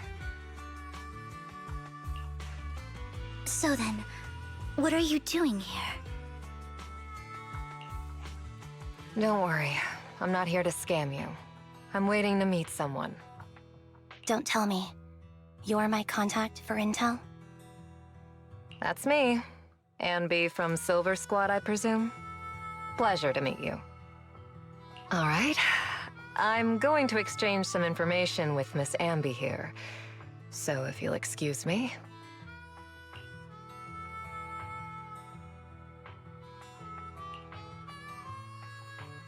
You're not looking so good. Everything okay? I can tell you later, but not right now. Okay, that's all the information I got for you. In return, I want you to do something for me. Take me into the Hollow. I left something very valuable inside. I have to find it. Seeing as we were just about to go in ourselves, why not join us? It's fine by me. But didn't you say you were investigating something? It's fine. There's no rush. Right, Master Proxy. Huh? Yeah. There really is no rush. Sure, let's all go together. It'll be safer with more people, and we'll find your missing item more quickly. Thank you.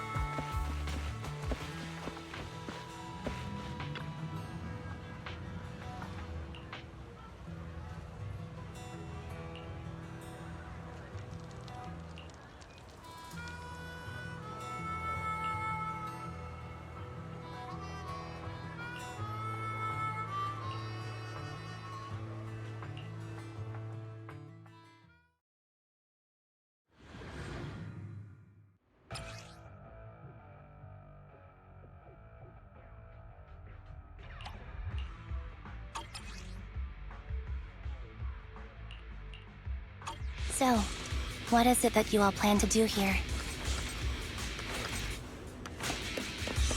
We are here to look for something too. Something extremely important.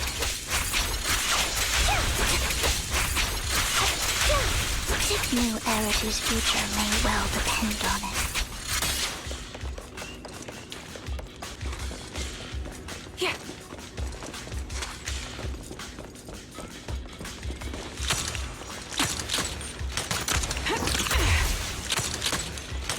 Ether vision activated.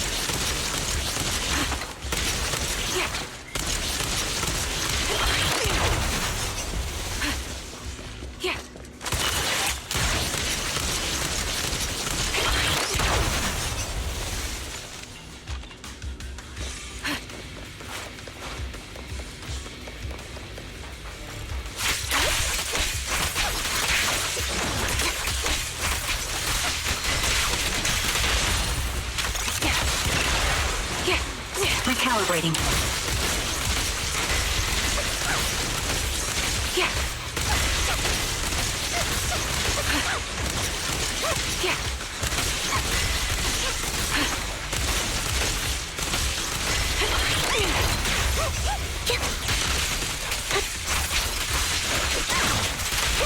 Off balance. Keep up the...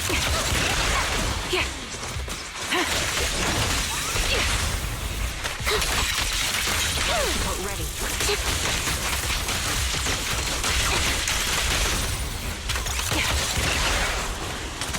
Ether vision activated.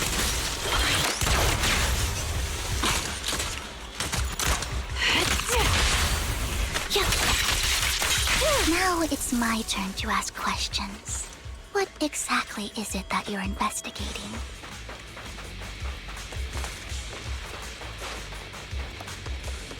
Since you're familiar with the name Silver, then you should know that it shouldn't exist anymore.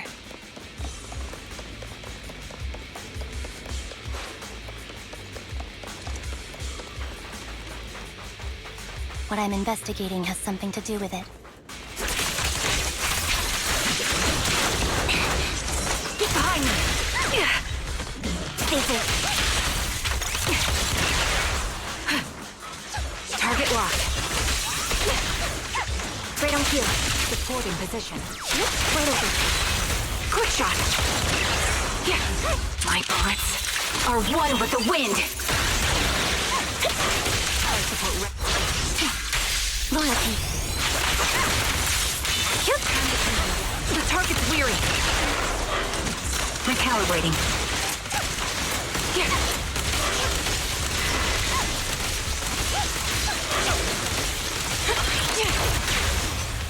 Down strategy.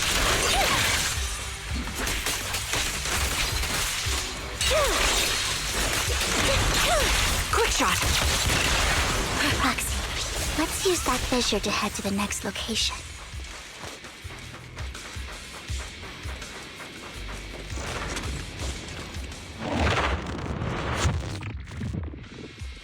This is the place.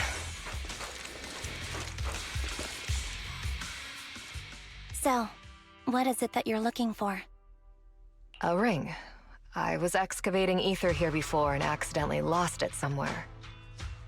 Please, could you all help me find it? It has to be somewhere among all this stuff here. Sure, I'll start looking. I'll go with you. I'll stay here with her then. Thanks, but you don't have to worry about me. Go ahead and accompany the others. I'm sure it'll be faster that way. And sorry for wasting your time like this. I know it might sound strange, but I'll be so happy if my daughter grows up to be capable like you.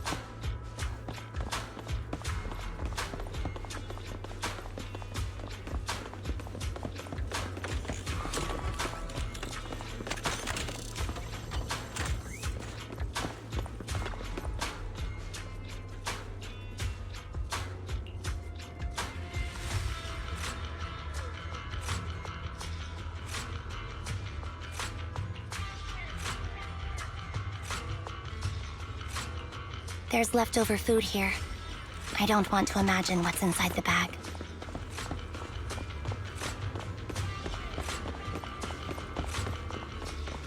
Neither do I.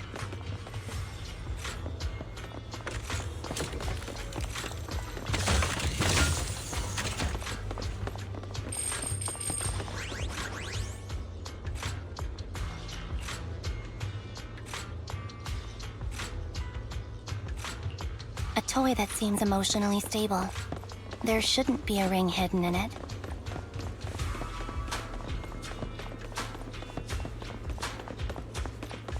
It's pretty cute.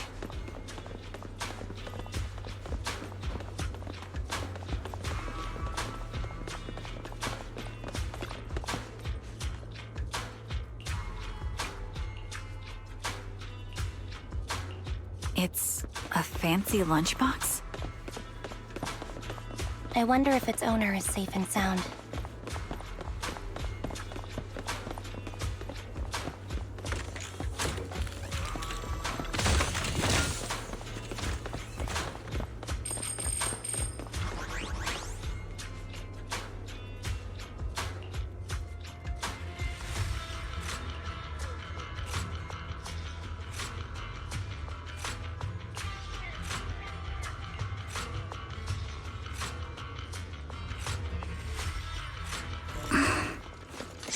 What's wrong, Vivian? You seemed worried for a while now.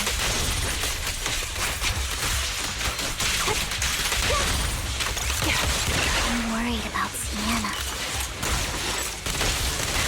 Her location should still be safe.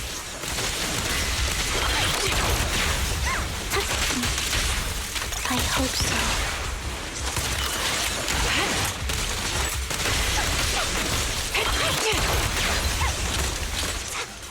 Increase firepower. Straight on cue. Fire support ready. Not bad. I'll pierce right through.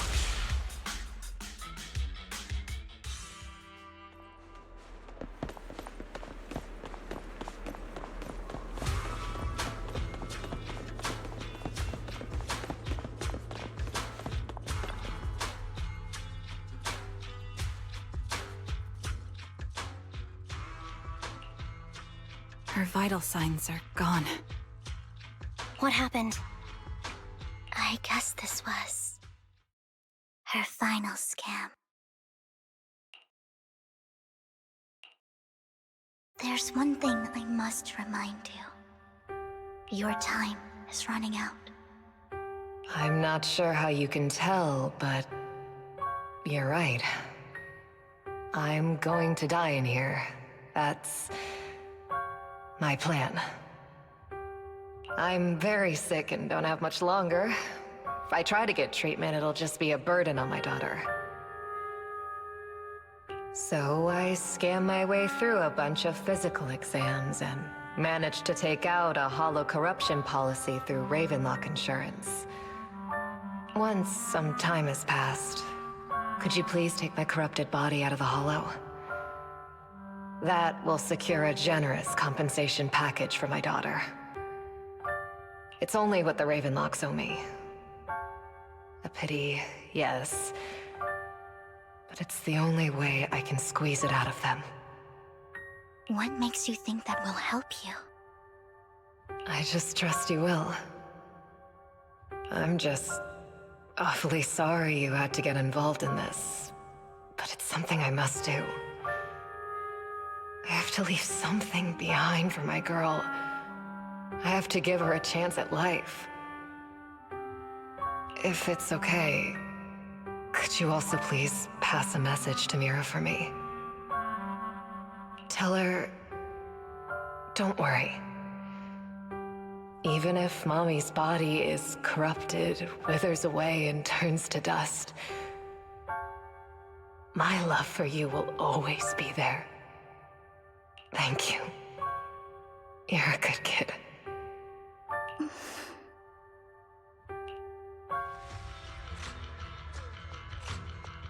She was betting that we'd help her. So, you were aware of this the whole time? Yes. Because I saw it.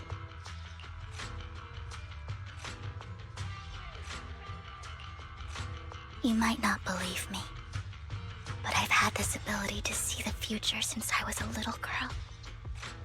But the things I see are always something bad. Plagues, deaths, disasters. That's all I've ever been able to see. It's all that kid's fault!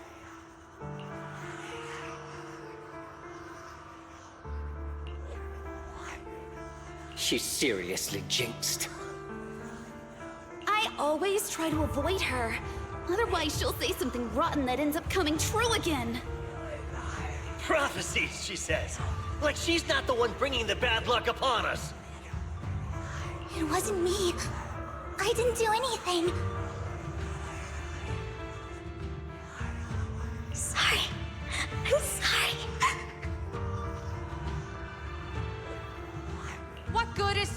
you're sorry. Things like this keep happening every time you open your mouth. How unlucky. She shouldn't be here. Nobody wants her around. If only she would just disappear. I just wanted to warn you all. I'm sorry.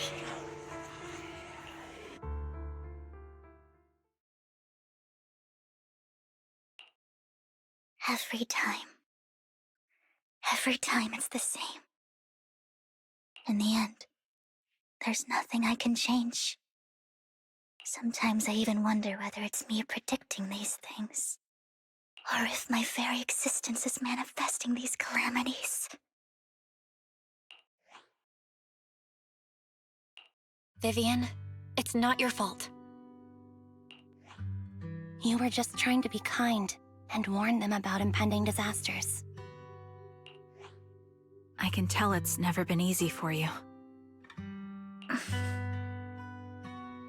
Thank you. No matter what, I just hope she finally gets to rest in peace. I hope no misfortune,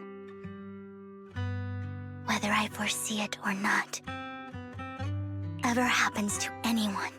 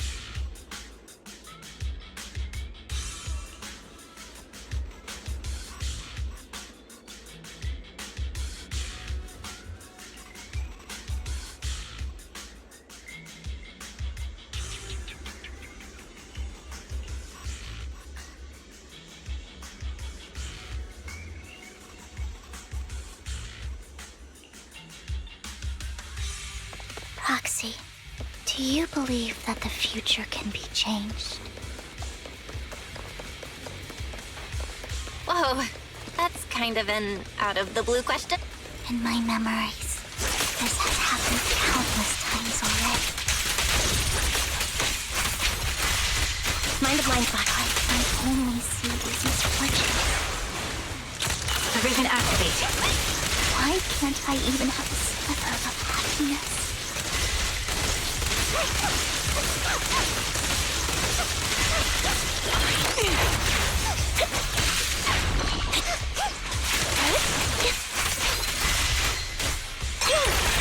Keep up the melody of combat. Proxy, the fissure that we're looking for is up ahead.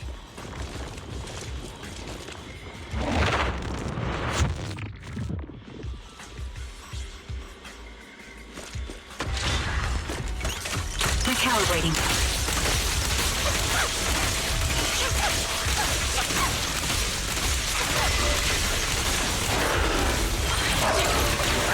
Sounds ready. Show no mercy.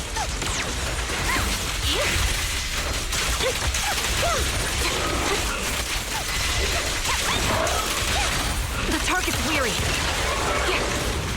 This bullet will reach its mark. Flip the switch. He won't back down.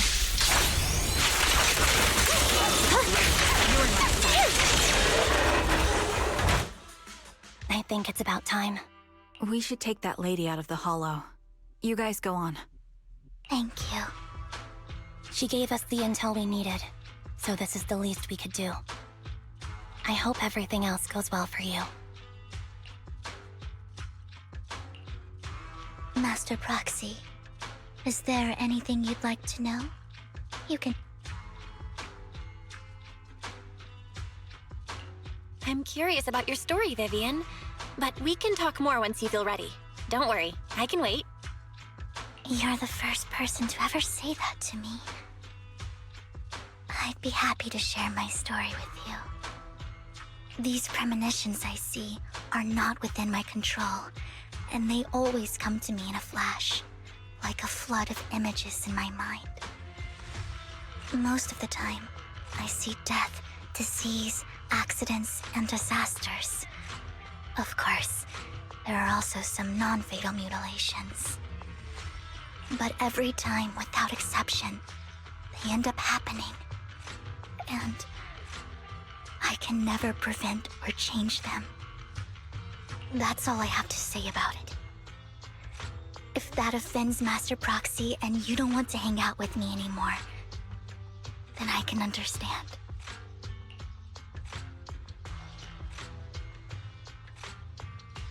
Why would I be offended?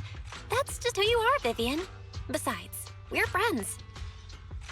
I've always considered this ability as a curse.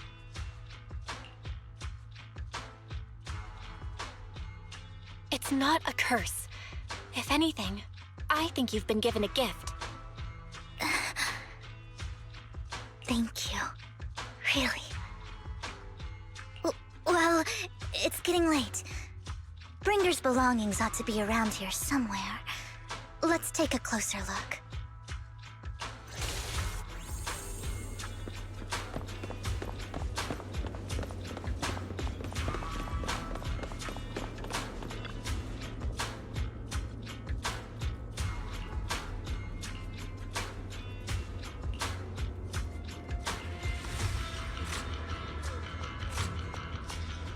Looks like it isn't in here.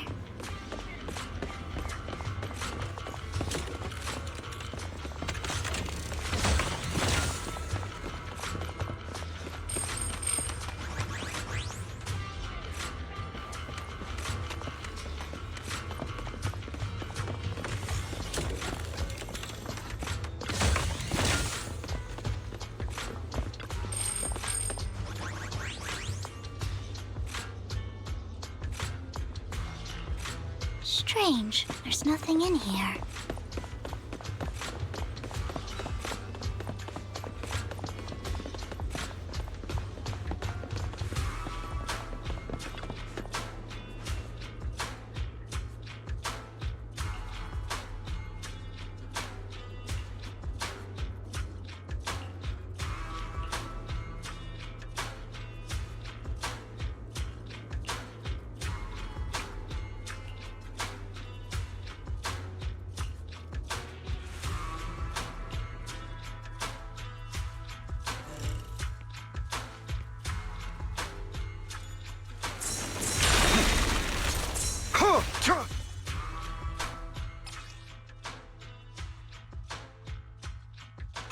This is it. This notebook is what Bringer left behind. But I don't know what these markings on it mean.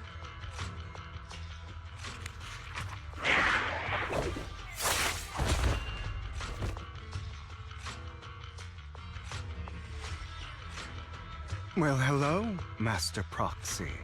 It's been a while. Oh, don't give me that scandalized look. I did just save your lives. I would have protected the Proxy even if you hadn't appeared.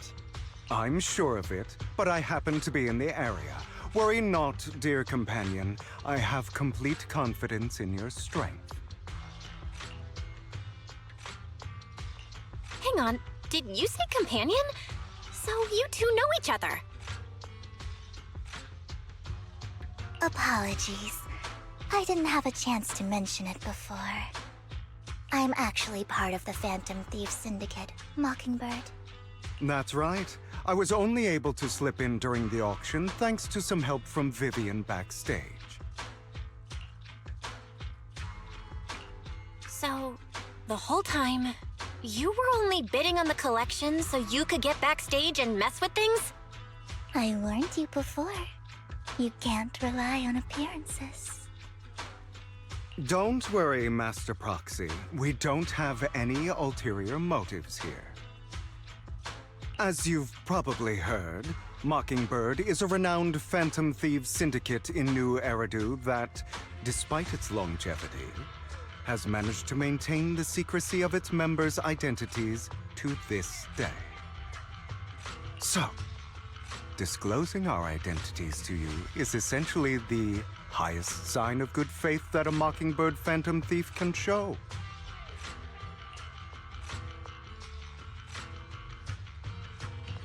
But Lycon said that you're very dangerous and we should be careful.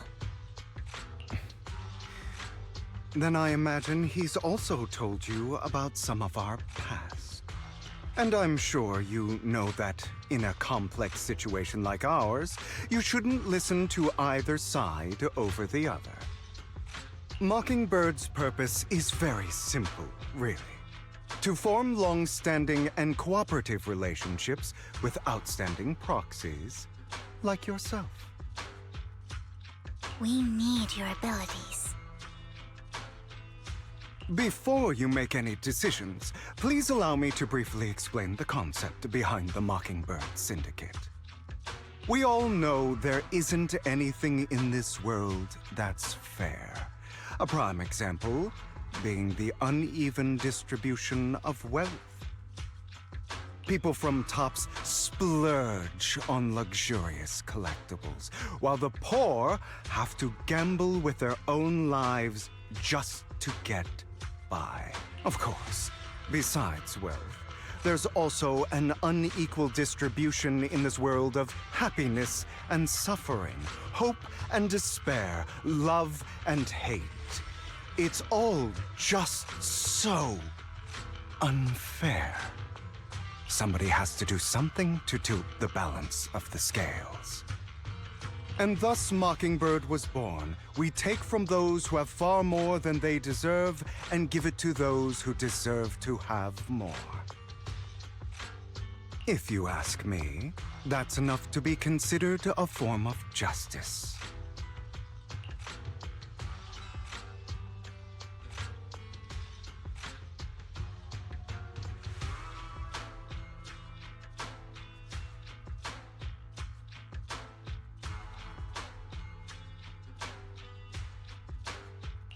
You do have a point.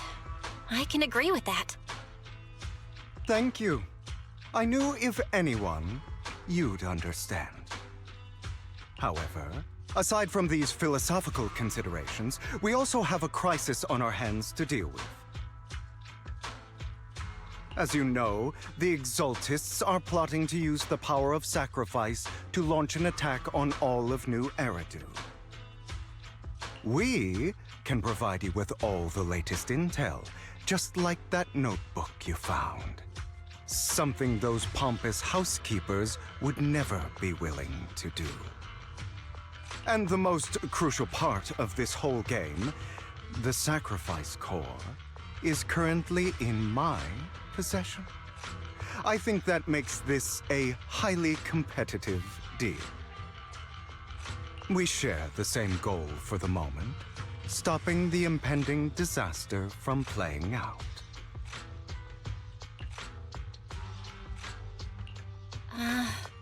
I need some time to think about it. How about this? If you still have misgivings about our upcoming cooperation, then why don't you bring Lycon along with you?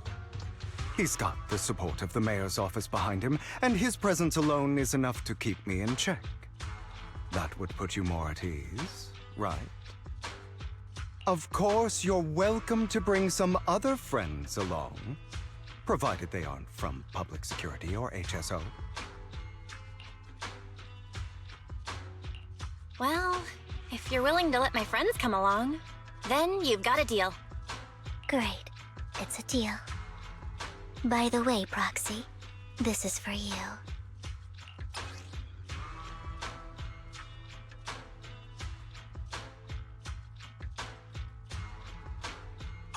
Consider it a souvenir commemorating our first time working together.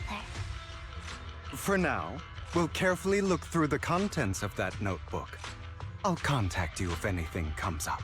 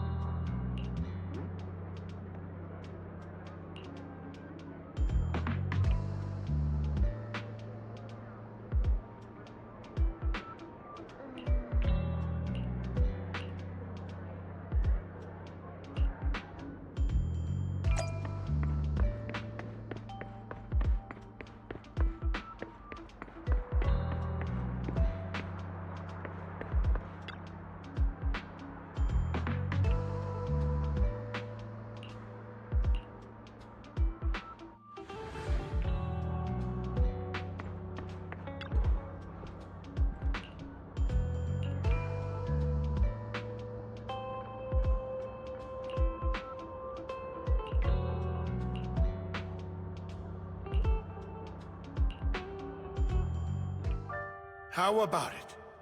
Will you work with me? Not bad. Let me be honest with you. I have the sacrifice core that you're after. I am Mockingbird.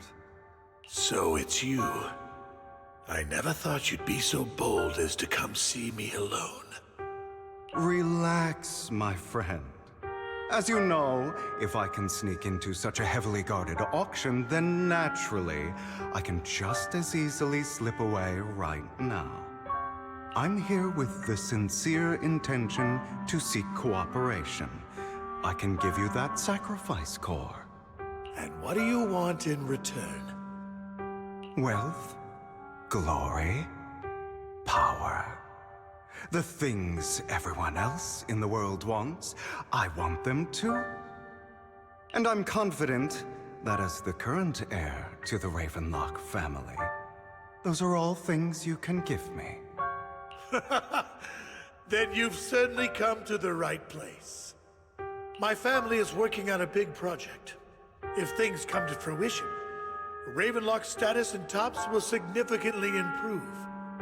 At which point, I'll be sure to leave a spot for you.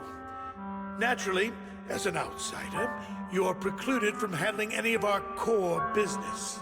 But profits from the scraps alone will be enough to set you up for life. Mr. Hartman, I think you've misunderstood me. I have no intention of joining the Ravenlock family. In fact, I have an art gallery under my name that does pretty well for itself. I was hoping you could recommend me for Tops. You want to join Tops? That's easier said than done. Even for a family like ours, it would still require significant effort and... Just answer me yes or no. I don't think either of us can afford to waste time. I understand. Yes, you have my word. But in exchange, you'll have to give me the sacrifice core first. I'm sorry, but I'm afraid I can't. I've already hidden it somewhere safe, a place nobody else but me knows. You don't want to put all your chips on the table when dealing with Tops. I know that far too well. Then that means I also need to keep an eye out when working with the infamous Mockingbird, right? Mr. Hartman, I should remind you that I stand before you undisguised. Coming from a phantom thief who's never publicly revealed his identity, shouldn't that be sufficient assurance? If I betray you, then you merely need to lift a finger to wipe me from the face of this world. You do make a valid point there. In that case, you have a deal. I appreciate your trust. Why don't we celebrate our new partnership with a toast?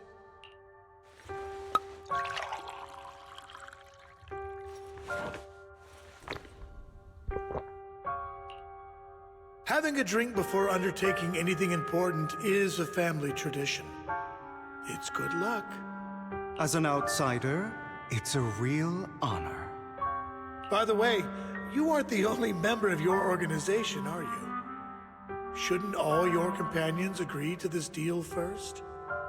You don't have to worry about that. I'll make sure she agrees. Otherwise, I'll get rid of her too. Seems you'll do whatever it takes to get things done. Great things lie ahead for someone like you. All right, let's leave it at that for today. I'll contact you about what to do next.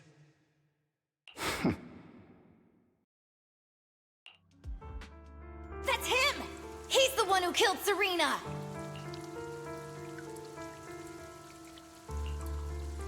She was the only one who was ever any good to him, right? That's how he repays her? That's why they say once a mongrel, always a mongrel. Just look into his eyes. Father! We have to punish him! Serena had been ranking ahead of him. Hugo must have poisoned her water so he could pass her. Pure evil. Typical for an impure bloodline. He should have been kicked out ages ago. Hugo, did you do all this?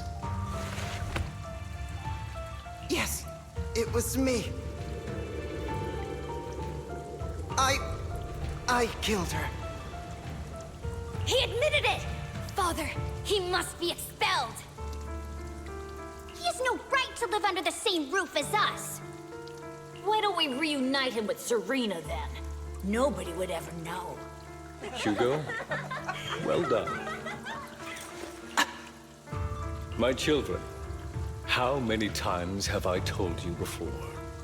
In this world, only the most ruthless, cruel, and unscrupulous of people ever make it to the top.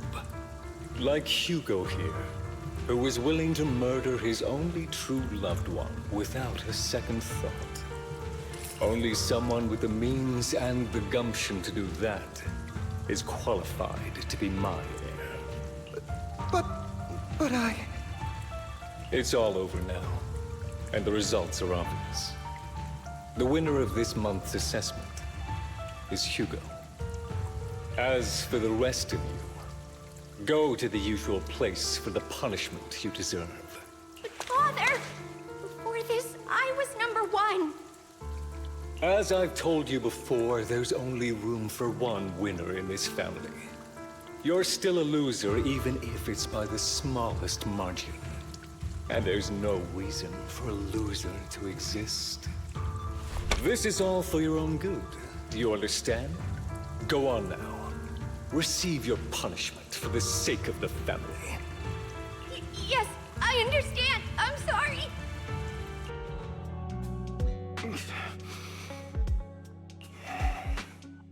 That really brought up some unpleasant memories.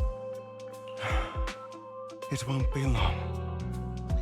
Soon, it'll all be over.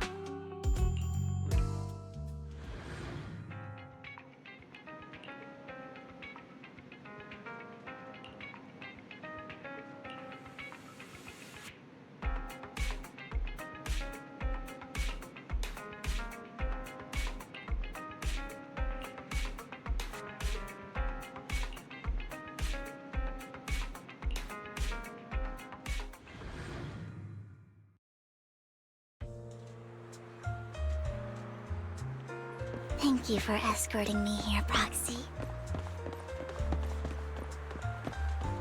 Today was quite eventful. If I were to head back now, you're a child that only brings misfortune. People have been saying that about me for a long time.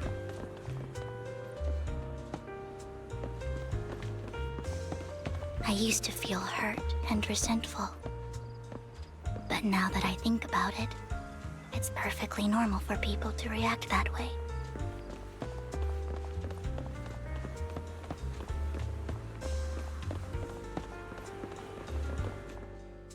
Why do I only predict suffering?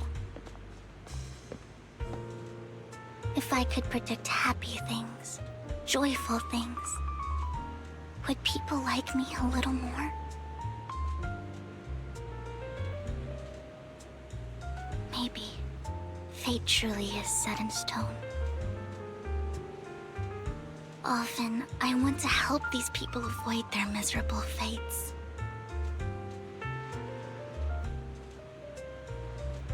For a time, I even thought that I was successful, that I could change people's destiny.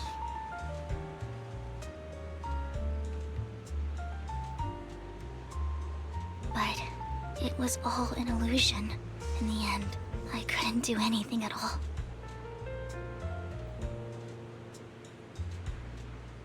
So, I was really happy when you said that my abilities weren't a curse, but a gift.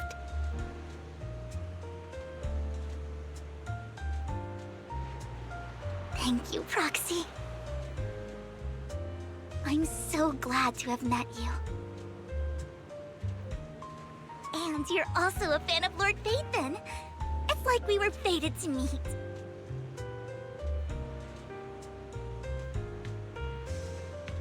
I don't know why, but I feel completely at ease when I'm by your side. I feel like I'm free from judgment, from blame.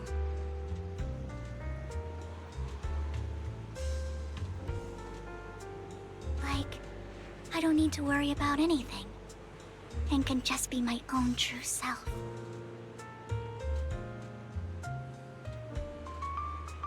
Perhaps people really do possess an aura, and ours just so happen to be extremely compatible.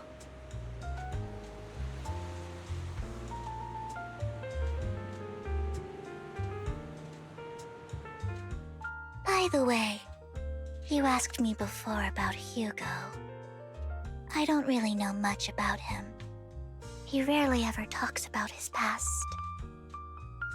But judging from his eye colors, you can guess he's probably the bastard son of a renowned family.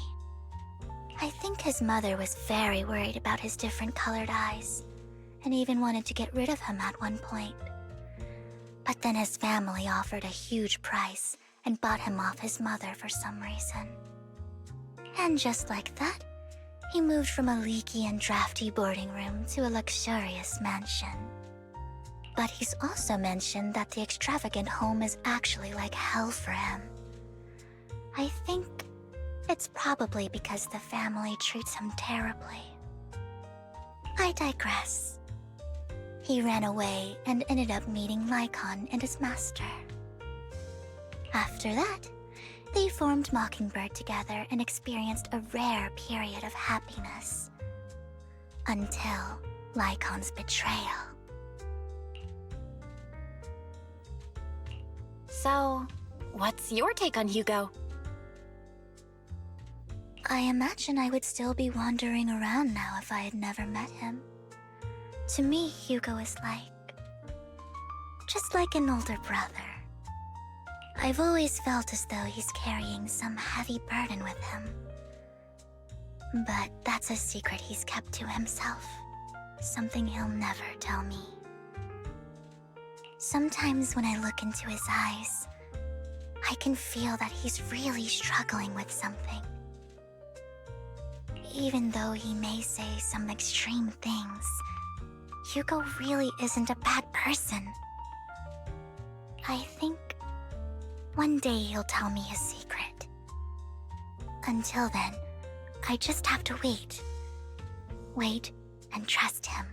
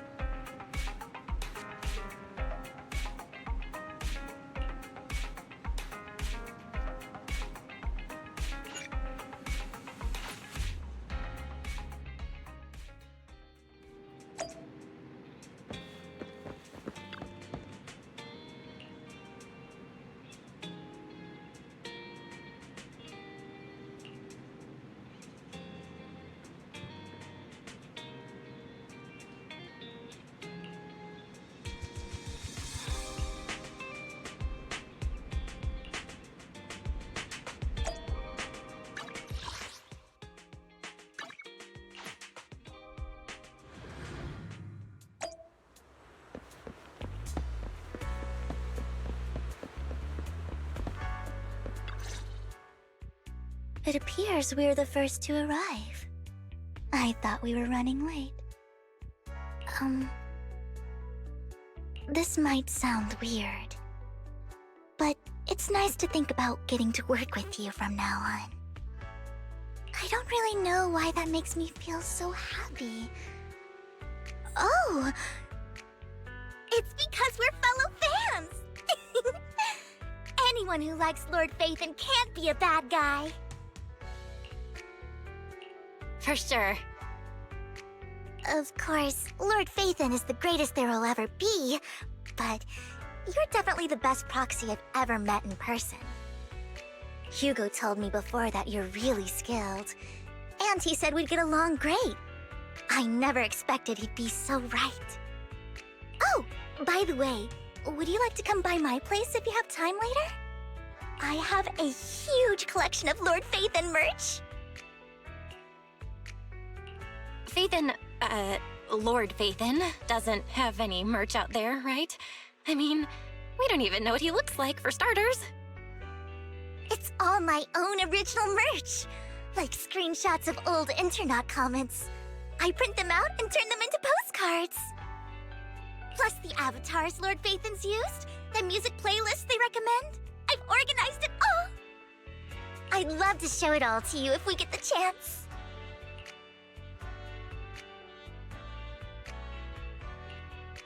Well, I appreciate the thought. Speaking of which, what's taking those two so long? Hugo said he had some preparations to do before entering the Hollow. I wonder how that's coming along.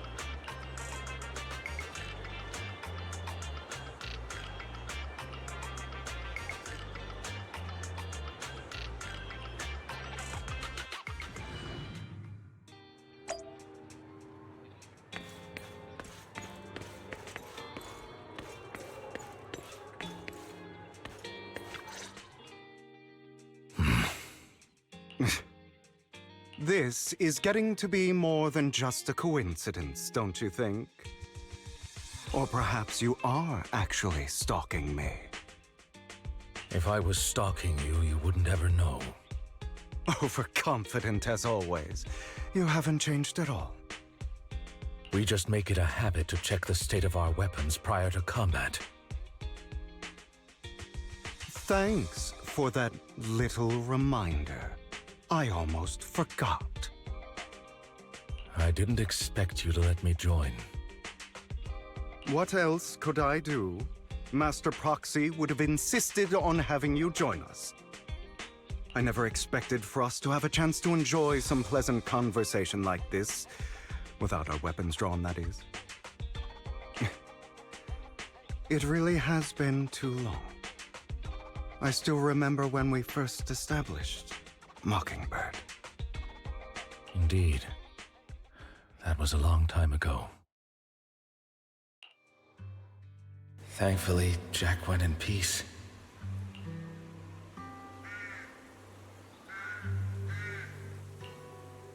He must have known about his condition for some time. He even left us with instructions. Passing peacefully in your sleep is the most natural way to go. I'm happy for him.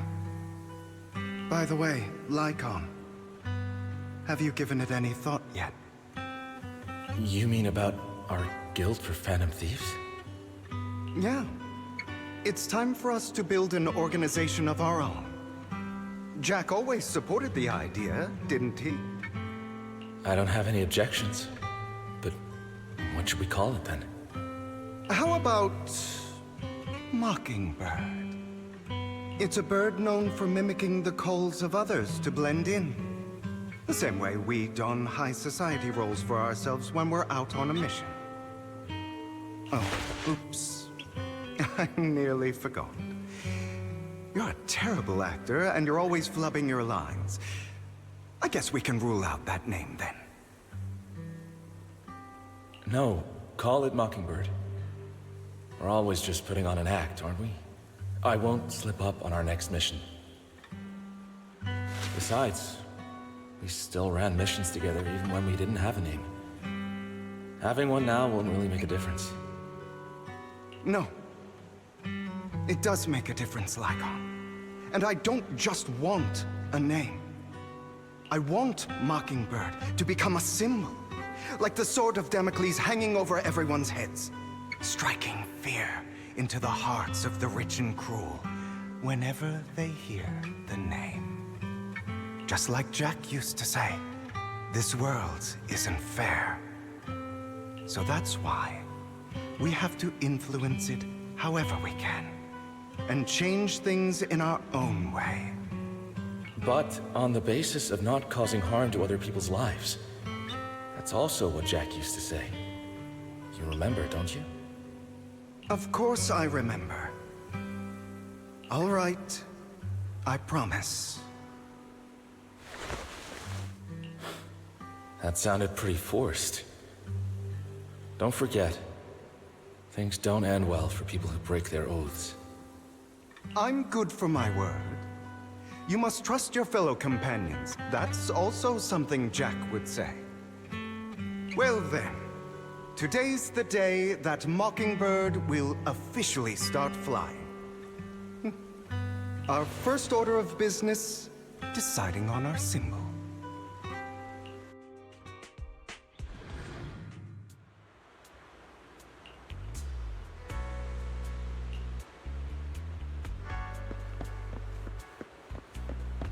Looks like we're all here. Hugo, you're late again. Do forgive me. Someone was pestering me and wasting my precious time.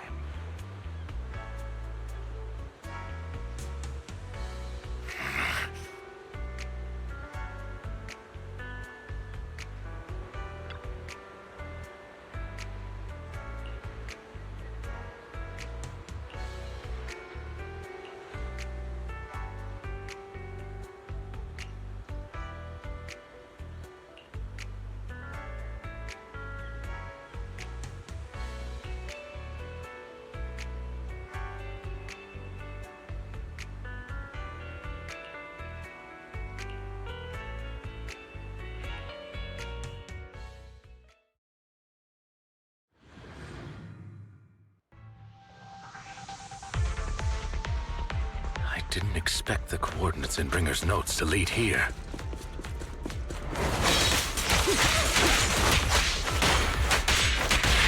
Oh, are you familiar with this place? More familiar than you, it seems.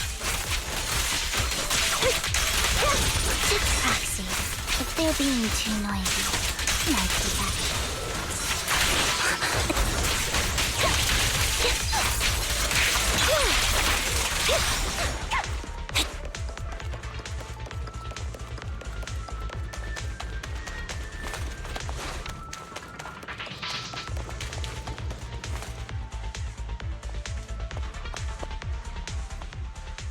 I don't enjoy obstacles in my path. The generator room should be nearby. Over here. Master Proxy, I hate to be the bearer of bad news, but there's something wrong with the circuit. It seems to be blocked. Don't tell me. Victoria Housekeeping's high and mighty attendants can't even fix a simple circuit. I can fix it, but I'll need a circuit diagram before I can do anything. I've seen diagrams for this type of circuit before. It's a pity that we're unable to connect to the outside world from inside the hollow. Just leave that problem to me. Belle, I just sent an image of a circuit diagram to your phone. Check if you received it. Thank you very much, Master Proxy. Now then, let's start repairing this circuit.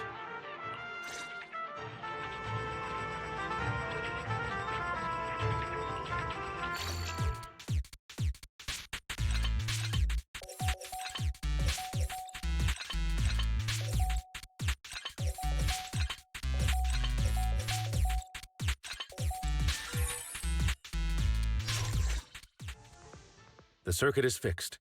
We should now be able to open that door. Wait up. Wait a second. Something just doesn't add up. It's all coming together now. Communicating with the outside world from within a hollow. I'm getting that circuit diagram. In theory, there's only one person who could ever do that. Could it be your Lord Phaethon? Impossible. There's no way. But then again, only Phaethon could have done that. I mean, you're an incredible proxy, sure. And you're a good person. But could you really be Lord Phaethon?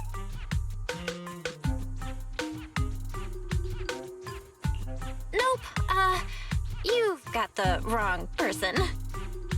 Really? But my instincts are telling me that you have to be Phaethon. Unbelievable. Lord Phaethon, I've been your biggest fan for years now. Goodness me, Lord Phaethon was right in front of me all along, and I had no idea. This is like a dream. Could you... I mean, if you're willing, could you please give me an autograph and a group photo and... Anything you want. We just gotta get out of the hollow first. Oh, okay. Sorry, guess I got a little too excited. Anyone would be enraptured meeting someone they admire that much. Yeah, if I ever met my favorite movie director, I'd be the same. We should keep moving. This isn't the best place for idle chit-chat. An opportunity. The door's finally open.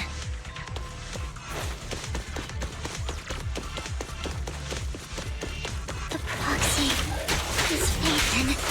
Phaethon is the proxy. This is a dream.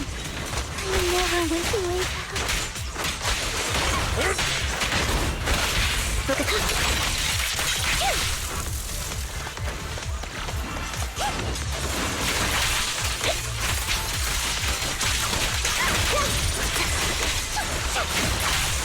The fissure over there should lead to our destination.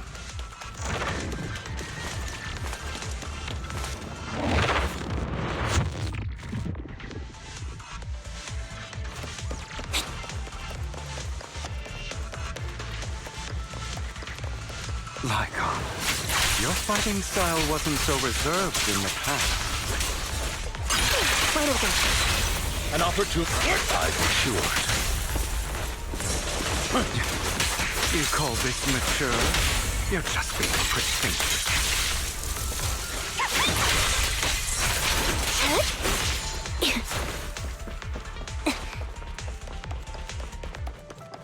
A difficult foe, that one. Let us leave this place at once. Ensuring Master Proxy's safety is our highest priority.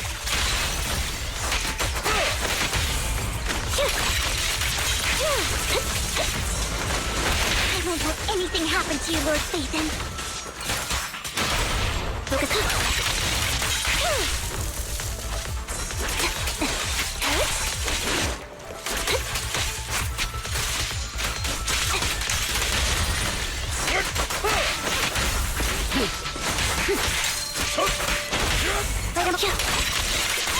Lord Phaethon, how are you feeling?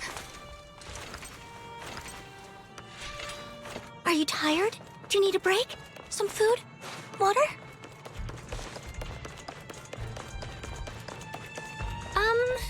Thank you for your concern. I'm fine.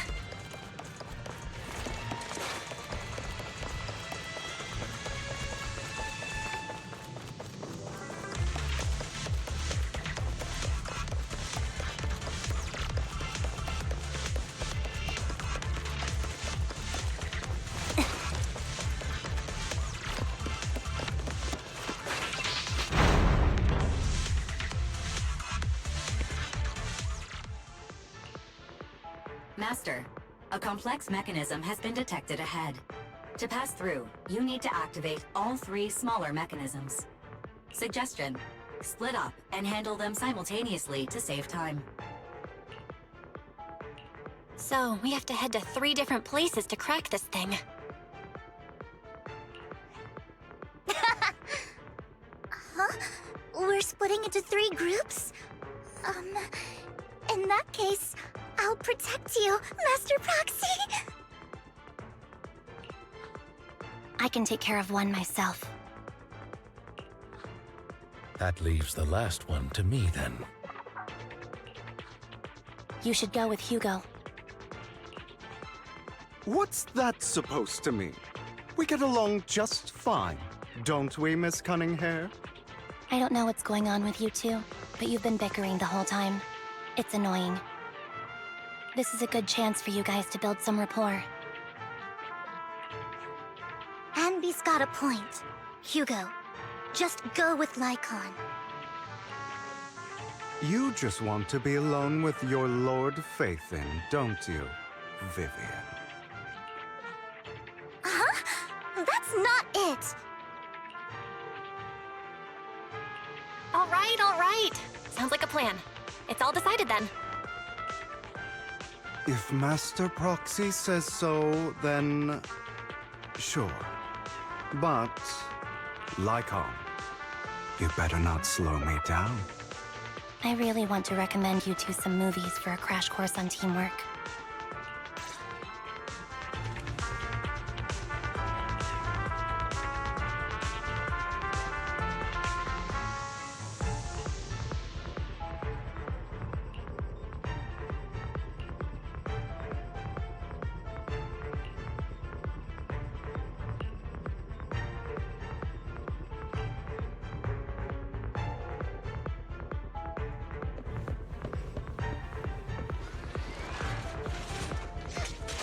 Lord Faithin, there are too many ethereals here.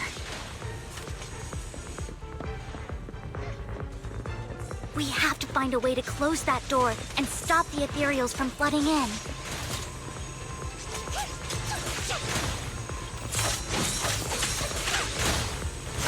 I've got this. There's no stopping me now.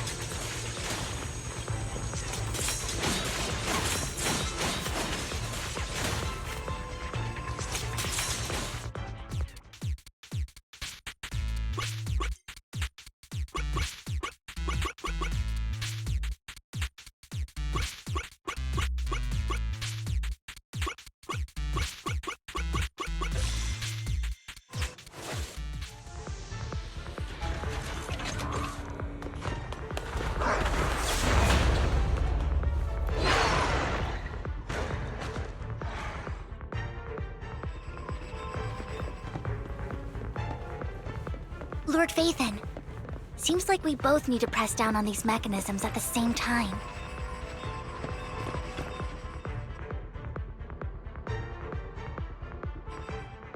Sure enough, Lord Faithin and I share a deeper connection. Sorry, I hope I'm not being too forward. Goodness me, somehow I'm fighting alongside Lord Faithin. It's like all my dreams are coming true. I'm going to wake up any second now, aren't I? No, this isn't a dream. I'm real, see? You can even hold my hand. Not only is Lord Faithin incredible, but super kind. That's it. I pledge to be a die-hard Lord Faithin fan until my very last breath.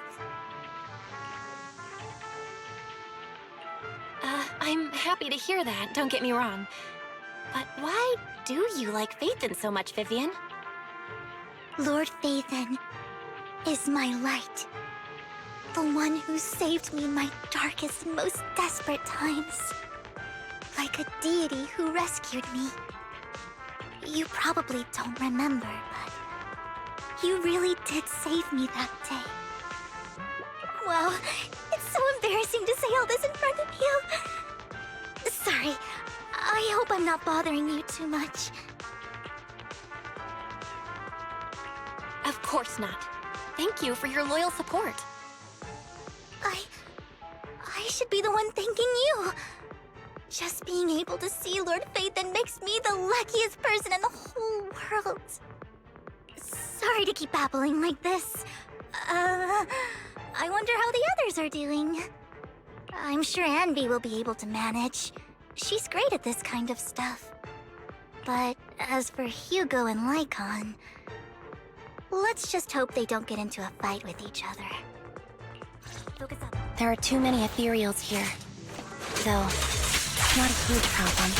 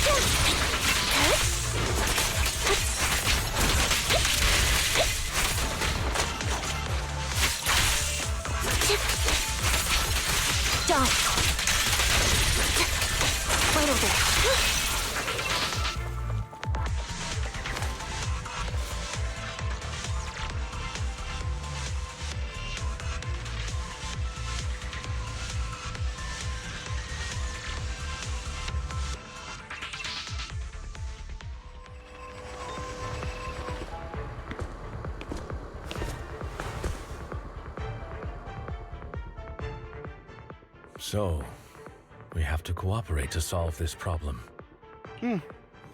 That's a real shame. I have no intention of arguing with you right now. Master Proxy and Miss Vivian are elsewhere, and we must rendezvous with them post-haste.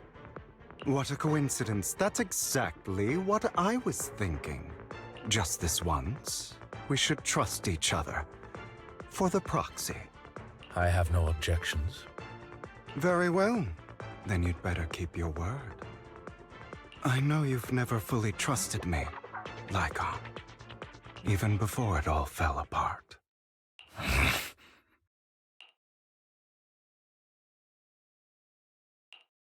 You wanted to speak to me alone?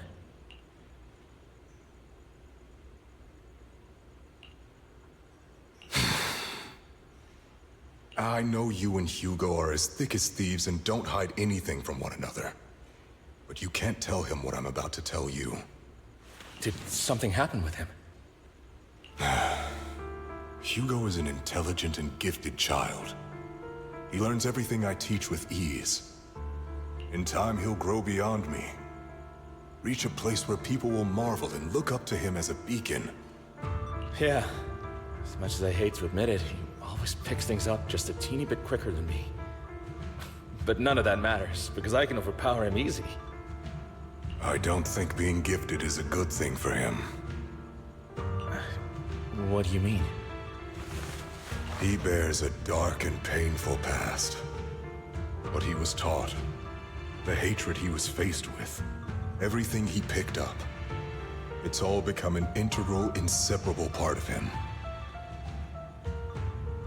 I believe that beautiful flowers can blossom even in the darkest abyss. But the roots of that flower would draw from evil instead of good. Hatred instead of love. It's a curse that flows through his lineage. A curse that fate branded him with. I've seen far too many people like that throughout this long life of mine. They struggle with this curse their whole lives, but they all end up failing in the end. The path of light is narrow and fleeting, and the darkness is filled with such temptation that dropping your guard for even just a moment can send you spiraling straight into the abyss. Do you mean Hugo's going to be a bad guy? I don't know. I hope he'll always stay true to his heart. That he won't give in to hatred and ambition. That he won't become the dragon that must be slain. But he has inherited the seed of evil. You cannot let it take root. I'm afraid I won't be there to help you. There's not much life left in this old body of mine. So then, Lycon, promise me now, you must hold his chain tight. to restrain him, to stop him, and when necessary, to choke him.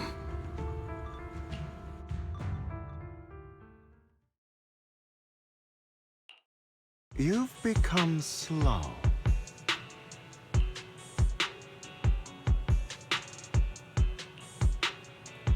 Or maybe you've been on guard against me this whole time, and that's what's slowing you down.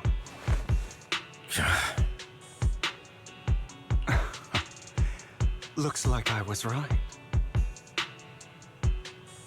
Lycon, I hope you're aware that the one who betrayed Mockingbird and went to work for the Mayflowers was you, not me. I would never betray my companion. I don't wish to repeat myself, but you should not break our oath. That's the path I've chosen, and I'm going to stick to it. But you know that path will lead you the wrong way. Who are you to lecture me about right and wrong? I believe any path that makes you feel pain must be the wrong one.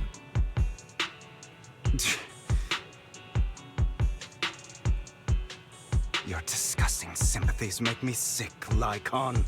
There's only ever been one person who can kill me or save me, and that is me. Great, it worked!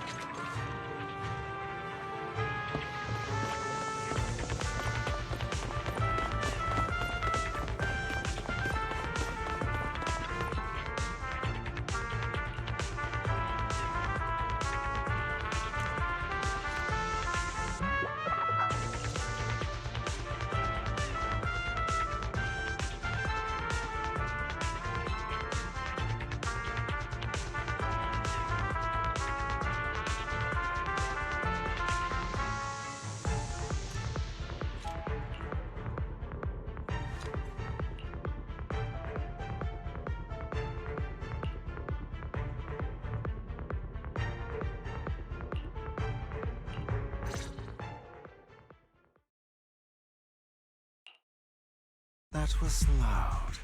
What's happening up ahead? Hold on, everyone. I'll go check it out. It's probably multiple ethereals attacking. Just in case, I'll go with you. Vivian, you should go with them too. Keep an eye on Lycon, will you? I'm worried he might sell us out to the mayor when he gets the chance. I'd never do that. But if Miss Vivian wishes to join us, she's more than welcome. Okay, then I'll go with you. Why do you look so nervous? I've spent so much time by your side already. I need to get away from Lord Phaethon for a little bit, or I might die from this overwhelming happiness. If that's the case, Miss Vivian, feel free to come along with me. Okay. All right.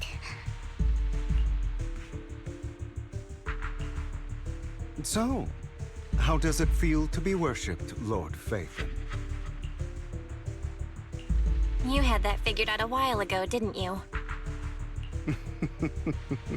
Sharp as always. But of course, I couldn't spoil it for her. She has to figure it out on her own. That's what makes it special. Not only that, you asked Lycon and Vivian to leave for a reason. Is there something you'd like to say to me? I can't keep anything from you, can I? I've always treated Vivian like my own little sister. Maybe it's just a coincidence, but she looks a lot like Serena.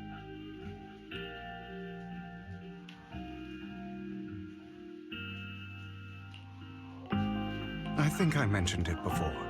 Serena was my half-sister. She passed away a long time ago. Vivian adores you.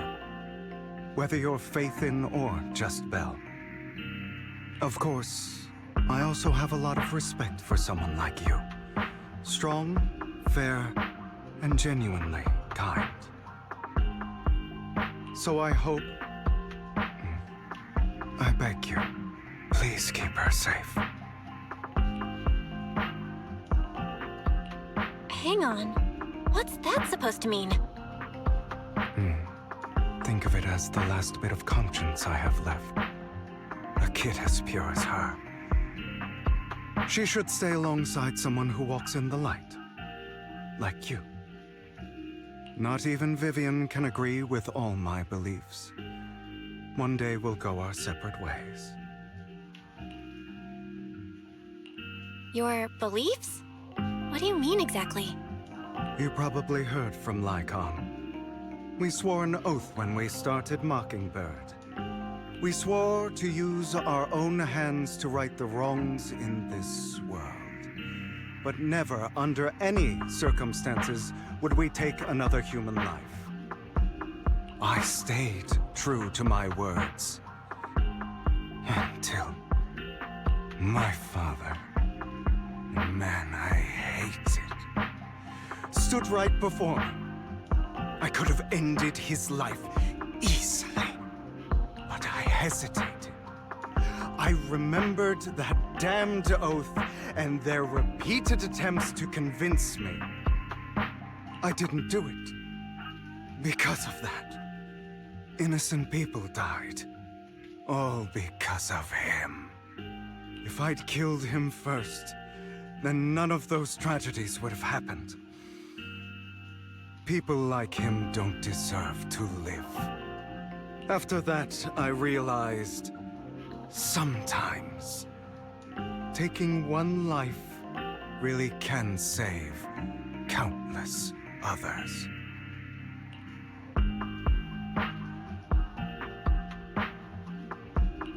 I can't agree with that. Is that so? I see you have your own beliefs. Vivian has a good heart. I don't want her to get her hands dirty. But you know how it is. In this world, someone has to be the bad guy. So, I want to apologize to you. Why apologize all of a sudden? You're incredibly strong, kind, capable, and really, really lucky. The world needs more people like you. Remember that revenge movie I told you about? Children of Devils. I still haven't found it, but I came across another videotape with the same name. Turns out, in that story, the Children of Devils are actually the children of gods. Sorry for rambling. Hope you don't mind. They should be back soon. Please, look after Vivian for me.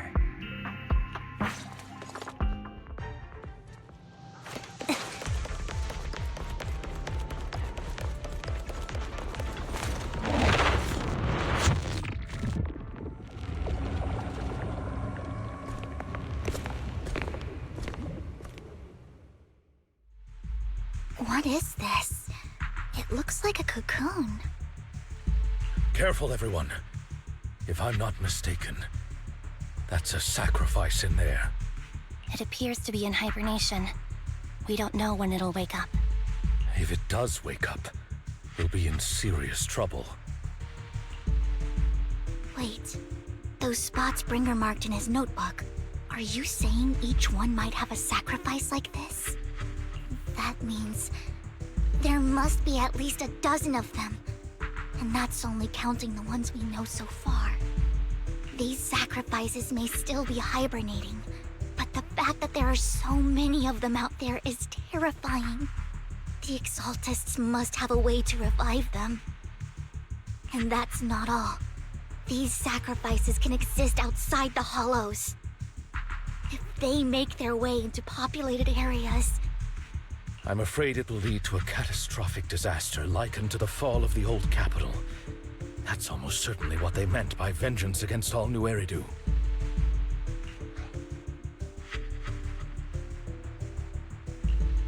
find a way to get rid of these sacrifices.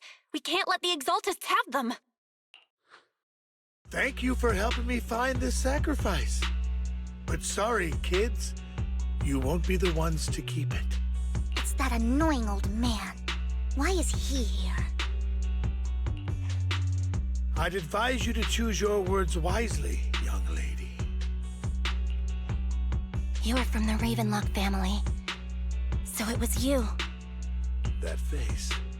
Oh, I know you. I heard about what happened to your friend. Truly unfortunate. If only she'd been smarter. It seems your goal was this sacrifice all along. You've been tailing us, haven't you? Keeping your distance so that I wouldn't notice. As expected of a wolf Thyran, you are very perceptive. That's right. All thanks to your ex-partner, we were able to carry out our plan smoothly. My ex-partner? I'm not exactly happy being called that, but what he said is true.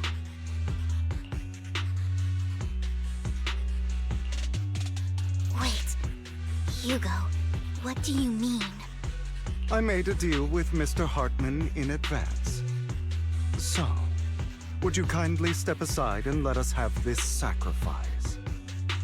Of course, you can choose to refuse, but if you do, then I'll have to take coercive measures. What did you offer him? Everything we know about the sacrifices plus the core itself. But why? It's simple. I want to climb higher. Mr. Hartman offered me a chance to join Tops. Who could say no to that?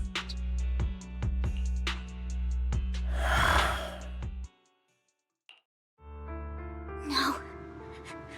Impossible.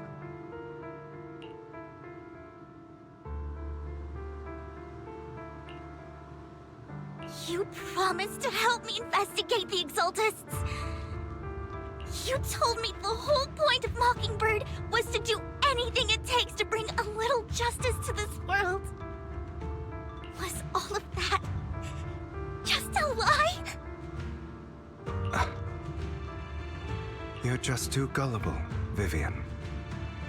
I also told you, everybody lies. To hide their true intentions, people lie so smoothly, they don't even bat an eye. You... What a wonderful show of betrayal and backstabbing! Bravo! I've got no interest in your little feud, but would you all be so kind as to step aside? My men still have some delicate handiwork to do, to extract that sacrifice behind you. Over my dead body. Hugo, why in the world would you do that? Instead of wasting your time on idle chatter, why not focus your energy on the battle ahead?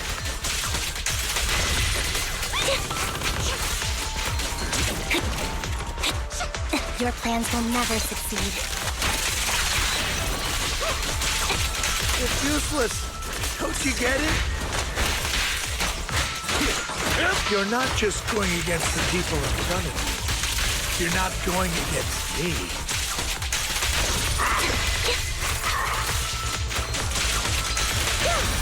Stay calm. Rather, the entire Ravenlock family, even the whole of Tops. There's no chance of victory for you.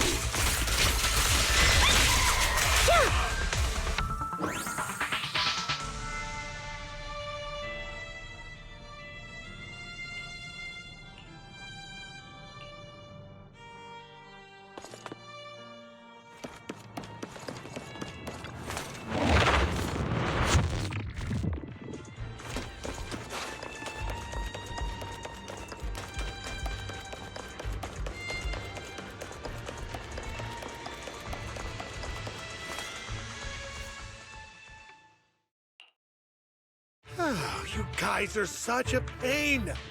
Hugo, stop standing around. Time for you to act. We had a deal. Give me the sacrifice core now. Did we? I don't remember. I imagine this is your favorite kind of entertainment. Watching allies betray each other, suspicion festering until it all turns to bitter hatred. Seeing people tear each other apart like wild beasts, just like your decaying family. Does it comfort that dead conscience of yours? You. What's that supposed to mean? I am loving the look on your face right now. Right when you think you've succeeded, I'm here to tell you it was all fake. None of it was real. Let this pain sink in. It's karma for what you did to me back then. You're insane. I have no idea what you're talking about. You still don't recognize me, do you? Let me give you a little hint. My full name is Hugo Vlad Ravenlock. That's impossible. You're part of our family? I may be an illegitimate child, but I have the same blood flowing in my veins as you. I know you. You're that bastard of his. Damn it. I could have sworn you were already. My dear uncle, you were never worthy of your position. You have no claim to the Ravenlock lineage. You may have killed all of my father's other children, but sorry to disappoint, I'm still alive. I am the true heir to the Ravenlock family. You're a bastard. You have no right to inherit the family. That's not for you to decide. Master Edmund is very supportive of my claim. Edmund? That's impossible. You weaseled your way into Top's inner circle? Master Edmund doesn't care who achieves his goal. In other words, he'd happily let me take over the Ravenlock family, as long as I'm more competent than you. This can't be! You don't know the family's real secret! I know a lot more than you think, including everything that you've done. Just give up. You never even stood a chance. Damn it. This was all fake, right? You were just putting on an act to fool this old man, right? I actually fell for it. Don't do that again. At least give us a heads up next time. Vivian, everything I did was to rightfully inherit the Ravenlock family. That part is true. Now, I'm going to kill this man who stole what was never his. I'll make sure he can never be a threat again. You can't kill him. We still need information from him on the sacrifices and the Exaltists. You must be misunderstanding something, Lycon. Just like you chose the mayor, I chose Tops. At least for now, Tops has the same interests as me. I'm not going to harm my own self-interests. Be it intel on the sacrifices or the core itself. I'm handing everything over to Master Edmund. Why? I just want to take back what's mine. If fate is not willing to give me justice, then I'll just have to seize it with my own hands. stealing, robbing, lying, or betraying, I'll do whatever it takes. Even if it means selling your soul to the devil? You know about the power struggle between Tops and City Hall. Those elites at Tops would be only too happy to see the Exaltists plotting a grand attack on New Eridu using sacrifices. That would severely harm the Mayflower's reputation and approval rating in New Eridu. And that's exactly what Tops wants to see. If that happens, countless people will die! I'm sorry it has to be this way. But I have to do this. I'm going to get everything Master Edmund wants. Inherit the Ravenlock name, climb to the top. And then I'll be able to change everything for good. For a permanent and absolute victory, we must endure the pain of cutting away rotten flesh and persevere through the darkest hour before dawn. Someone has to do it.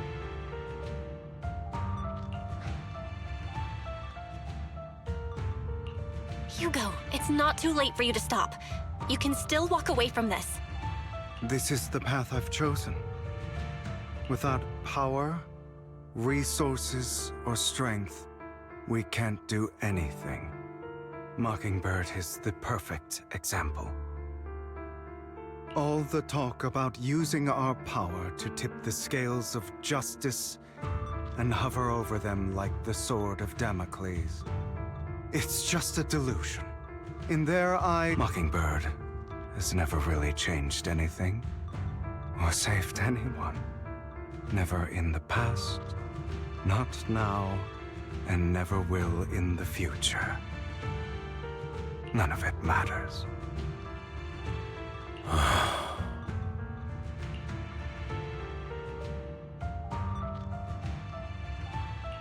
I understand your anger and resentment, but you can't let those feelings consume you. Sorry, Proxy. I know what you're trying to say. But this isn't some children's story of a dragon slayer becoming an evil dragon. Sometimes, to slay the dragon, you must first become one. With sharp claws, rending fangs, and strength enough to destroy anything. So I will bloody my hands. I will carry the weight of my sins. I will become the Abyss.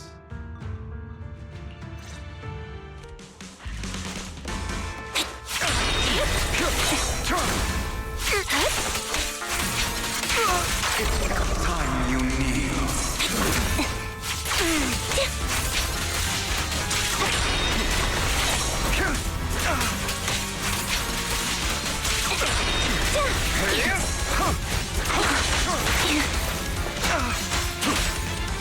Beg for mercy.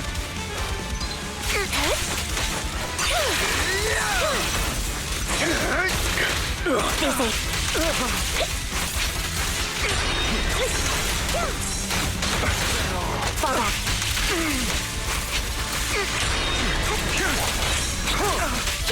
Everything you just said, is that what you truly believe? Not bad. Of course. Are you surprised? I have never once thought that Mockingbird was a failure.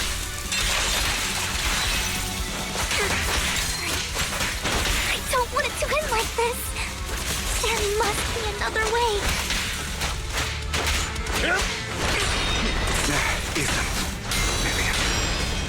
This is the final lesson I'll impart to you. Those who cannot give up anything are destined to end up with nothing.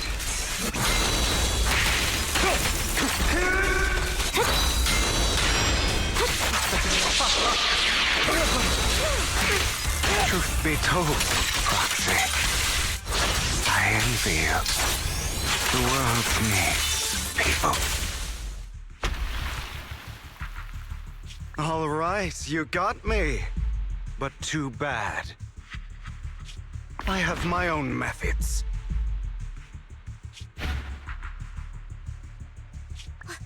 What are you doing?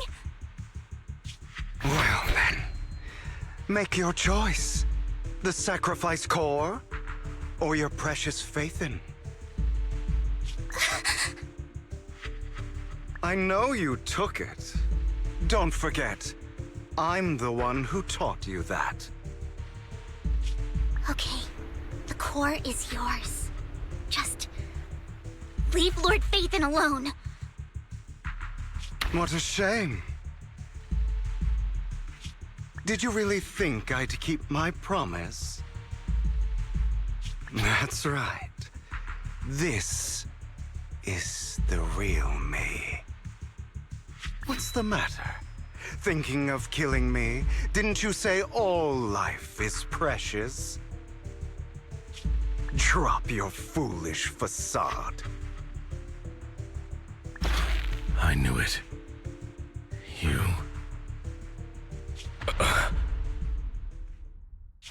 He has inherited the seed of evil. Do not let it take root. When the time comes, you must be the one.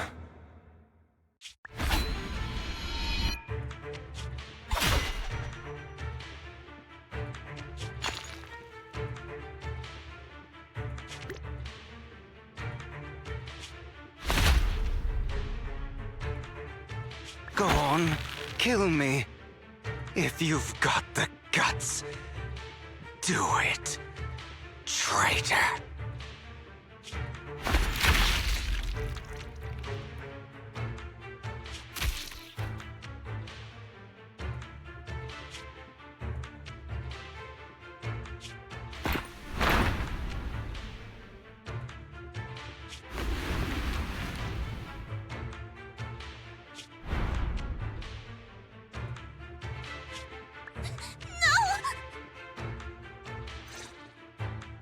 Master Proxy, are you okay? Are you hurt? Don't worry, I'm fine. I just never thought things would turn out like this. Lord Faithin, I'm sorry. I had no idea Hugo would do that to you. I'm so sorry. It's all right. No matter what, this isn't your fault, Vivian. If only I'd noticed sooner. I should have realized earlier.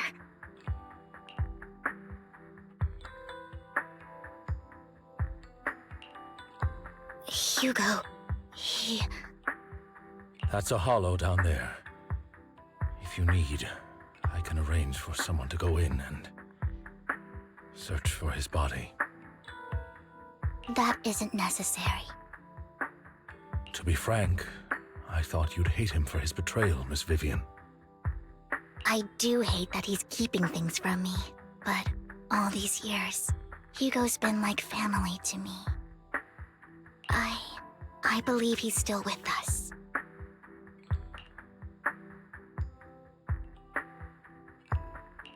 Me too. There's a chance he's still alive. I'm terribly sorry, but I must tell you, it is impossible for Hugo to be alive. My hand went through his heart. Sorry to interrupt, everyone. But just so you know, Hartman's gone. Probably slipped away during all the chaos. I'm sorry, I was so focused on Master Proxy's safety, I wasn't paying attention to him. Same, but it doesn't matter. We all know what he did. And he will pay for what he did today. Yes. I'll be reporting all of this to the mayor. He's not getting away with this. Well then, now that it's all over, let's head back.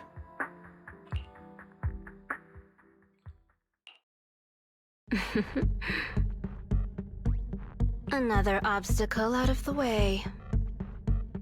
She's going to be pleased about this. May the Creator guide us.